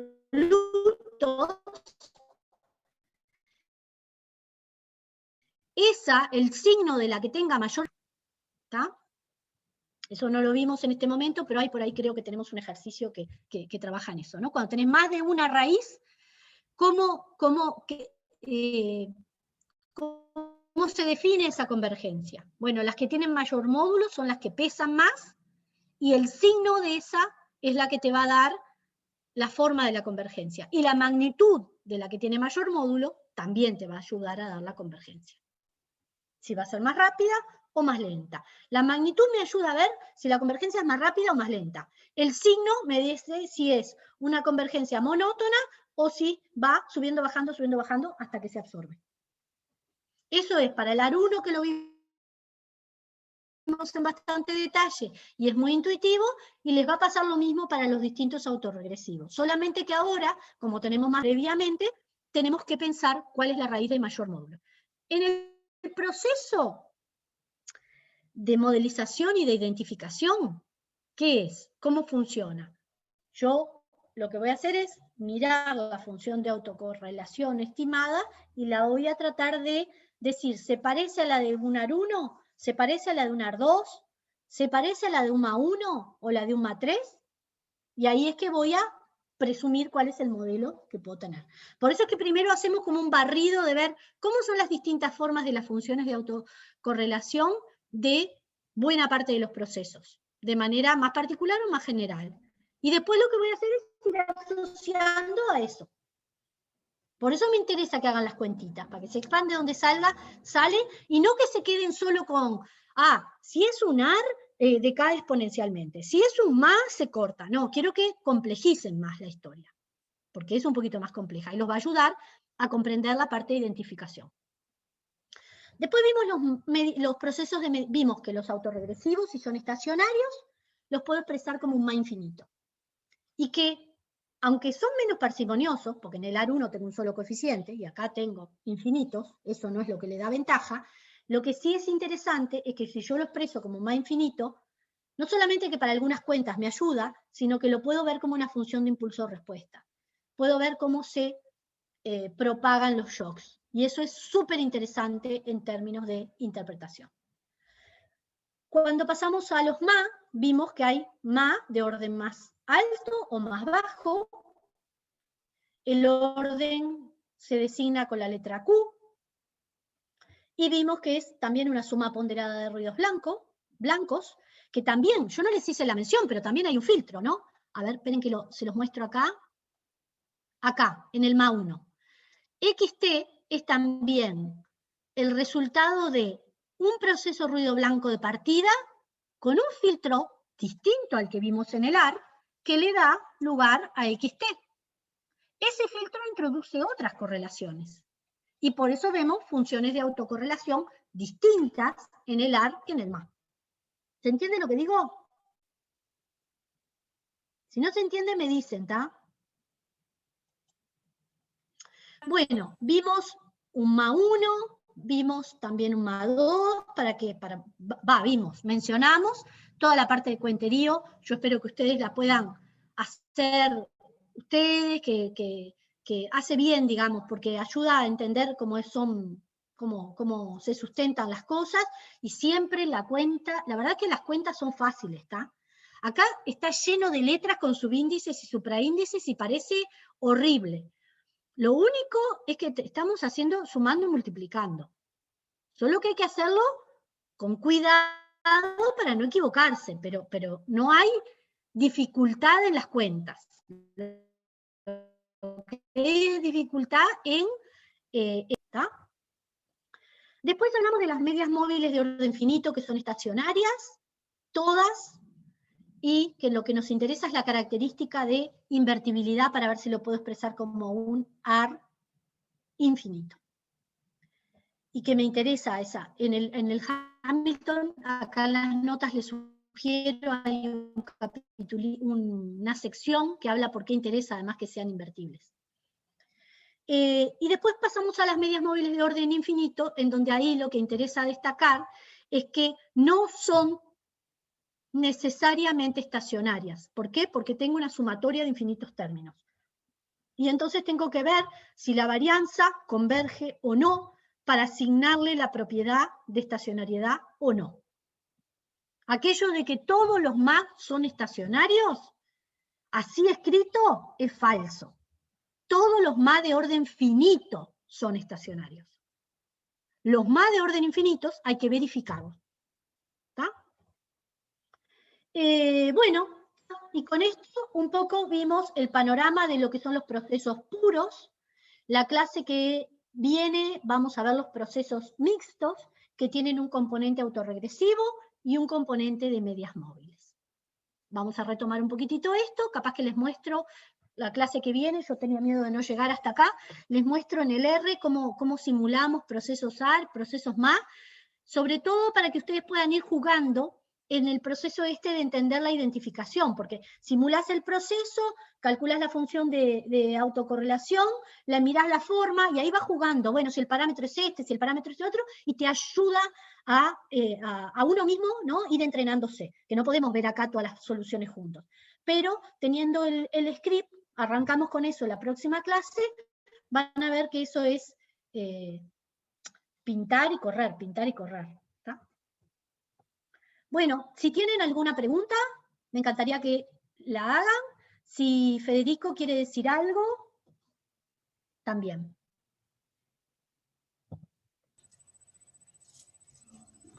No, yo todavía me tendría que poner con un papel a hacer desarrollos y eso para solidificar un poco más todas las cosas. Pero sí. No, pero más yo o quería menos decir...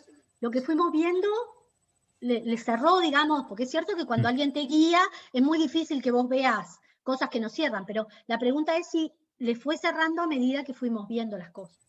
Sí, sí, sí. Pregunta lo que ibas a decir.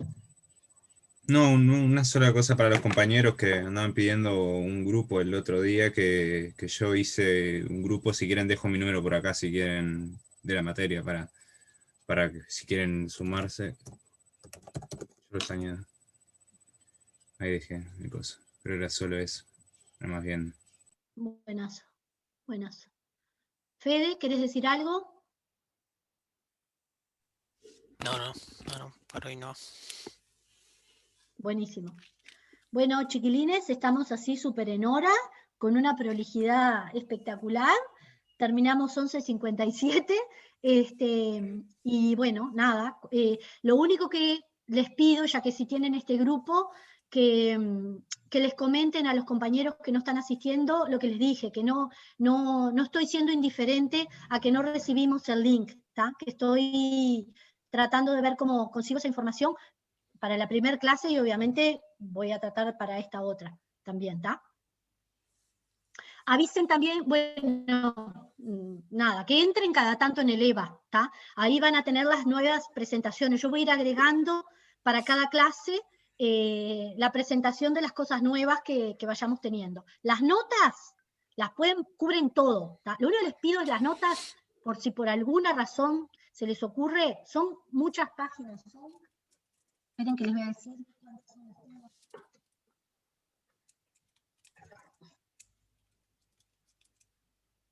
Son como 214 páginas, ¿está? Casi siempre aprovechamos y le hacemos alguna mejora. Entonces, vayan imprimiendo, si quieren imprimirlas, no sé, la recomendación viene por este lado, de a capítulos. ¿Tá? Porque si ustedes se imprimen las 200, 300 páginas, después yo les digo, ¡ay, hice un cambio en el capítulo 3! Me van a querer matar. Así que, para que no gasten dinero y hojas al santo botón, como usualmente las mejoramos, si podemos, yo quería en la parte de la introducción, introducir cosas que están ahora en las presentaciones, que para las presentaciones pongo gráficos nuevos, etcétera, capaz que eso lo cambio. No es una novedad para ustedes porque también tienen las presentaciones, pero lo que quiero recomendarles es no impriman de una todo, o si lo imprimen, que sepan que capaz que algún capítulo después puede sufrir alguna mejora, o sufrir no, beneficiarse de alguna mejora. ¿Está? Nada más que eso para que no tiren la plata. Te consulto respecto a las notas. ¿Cuánto nos podemos basar en las notas del año pasado de Econometría 2? ¿Más o menos va por ahí? ¿Hay algún cambio? ¿Lo puedo usar como guía? No, yo te digo, a ver, las notas de Econometría 2 es más o menos un poquito más simples a veces que las presentaciones que tenés ahora. ¿Está? Porque no hay notas, digamos, más bien presentaciones. Esas presentaciones que yo hice para Econometría 2 el año pasado, la parte por lo menos que me encargué yo, estaban basadas en estas notas. Ustedes veían que decía bibliografía, notas de serie de tiempo de Silvia Rodríguez. Estas notas son más profundas. Le hace mucho más la cuenta. Y esa es la diferencia, y ese es el diferencial de este curso. En el curso de Econometría 2, en un semestre, vos ves muchas cosas. En este curso, en un semestre, profundizamos en esto. Entonces, las notas estas se meten mucho más en la complejidad, cosas que vemos, incluso ahora, en las propias transparencias, a mí no me da tiempo de poner todo. Trato de poner muchas cuentitas porque no tengo manera de usar el pizarrón, pero las notas son más profundas. Yo creo que no vas a tener dificultad ninguna de mirarlas. Capaz que no tienen ningún dibujito, ¿viste? No tienen cosas así súper preciosas. Son medias duras porque yo escribo en el látex fórmulas, comentarios, digamos. No es una cosa así, toda chuchi. Pero los ayuda, espero yo, los ayuda a estudiar porque están en español y no, sí, son más profundas y es parte de lo que yo espero que puedan tener un plus, no venir a este curso y hacer lo mismo, sino efectivamente profundizar. Federico les puede contar, Federico fue alumno de Econometría y después fue alumno de este curso. Y nada, contarles un poco lo que fue para vos cuando hiciste este curso, que no era más de lo mismo, creo yo. Sí, o sea, en realidad estaba haciendo los dos a la vez, pero, o sea, a mí me pasó que para la parte de econometría, en realidad la parte de serie de tiempo no estudié nada, y lo hice con esto. Bueno, estudié un poquito la parte multivariada, pero era como que, No era para no que sé, confesaras eso, no era para que confesaras o eso. sea, lo que voy era que era como muy simple lo que dabas en econometría. Si bien dabas alguna cosita más que era en multivariado, como mecanismos de correcciones de errores, por ejemplo, o de repente veías dinámica en modelos dinámicos, pero toda la parte de univariedad en realidad es muy, no sé, por lo menos en ese momento era muy, muy básica y hasta la bibliografía era bastante más pobre. Acá viste que, por ejemplo, de referencia está Sí, bueno, eso Hamilton, se que cambió, eso se cambió. claro, creo que sí le había El año mejorado en esa pasado parte. dejamos de usar el Goodrich. El Goodrich es horrible para hacer tiempo, pero horrible, horrible. Y eso lo sacamos. Pero yo presumo que muchos de ellos se quedan con las notas, ¿viste? Entonces está, pero bueno. Claro. El Hamilton, yo los invito a que vayan. Federico fanático del Hamilton. Lo ha llegado a cargar en su mochila no sé cuánto tiempo, que pesa como 1 kilo. Pero yo creo que vas a tener otra base, vas a entender, en vez de tener como eslogans, los AR tal cosa, los MAT tal cosa, y te quedás con el eslogan, vas a comprender. Y cuando uno comprende los univariados, el salto al multivariado, el salto a entender un VAR, el salto a entender un modelo de corrección de error, es mucho más fácil, porque tenés en la cabeza las propiedades. Si no, te quedás como con el cuento más reducido, ¿no? Y eso no te ayuda tanto a pensar. La idea de acá de desarrollar bien en detalle, no solamente porque, bueno, estás en la licenciatura de estadística, es que te ayuda a interpretar como economista, ¿no? Yo los utilizo como economista, no soy estadística. Así que bichate estas presentaciones y bichate la nota. Las presentaciones vas a ver que no tienen un diferencial tan grande, pero las notas son mucho más, los ayuda más justamente a las cuentitas, ¿no? Buenísimo, gracias. ¿Está? Bueno, espero compensarte que agarres las notas. Nos vemos el próximo miércoles, a la misma hora y en el mismo canal. Chau, chau.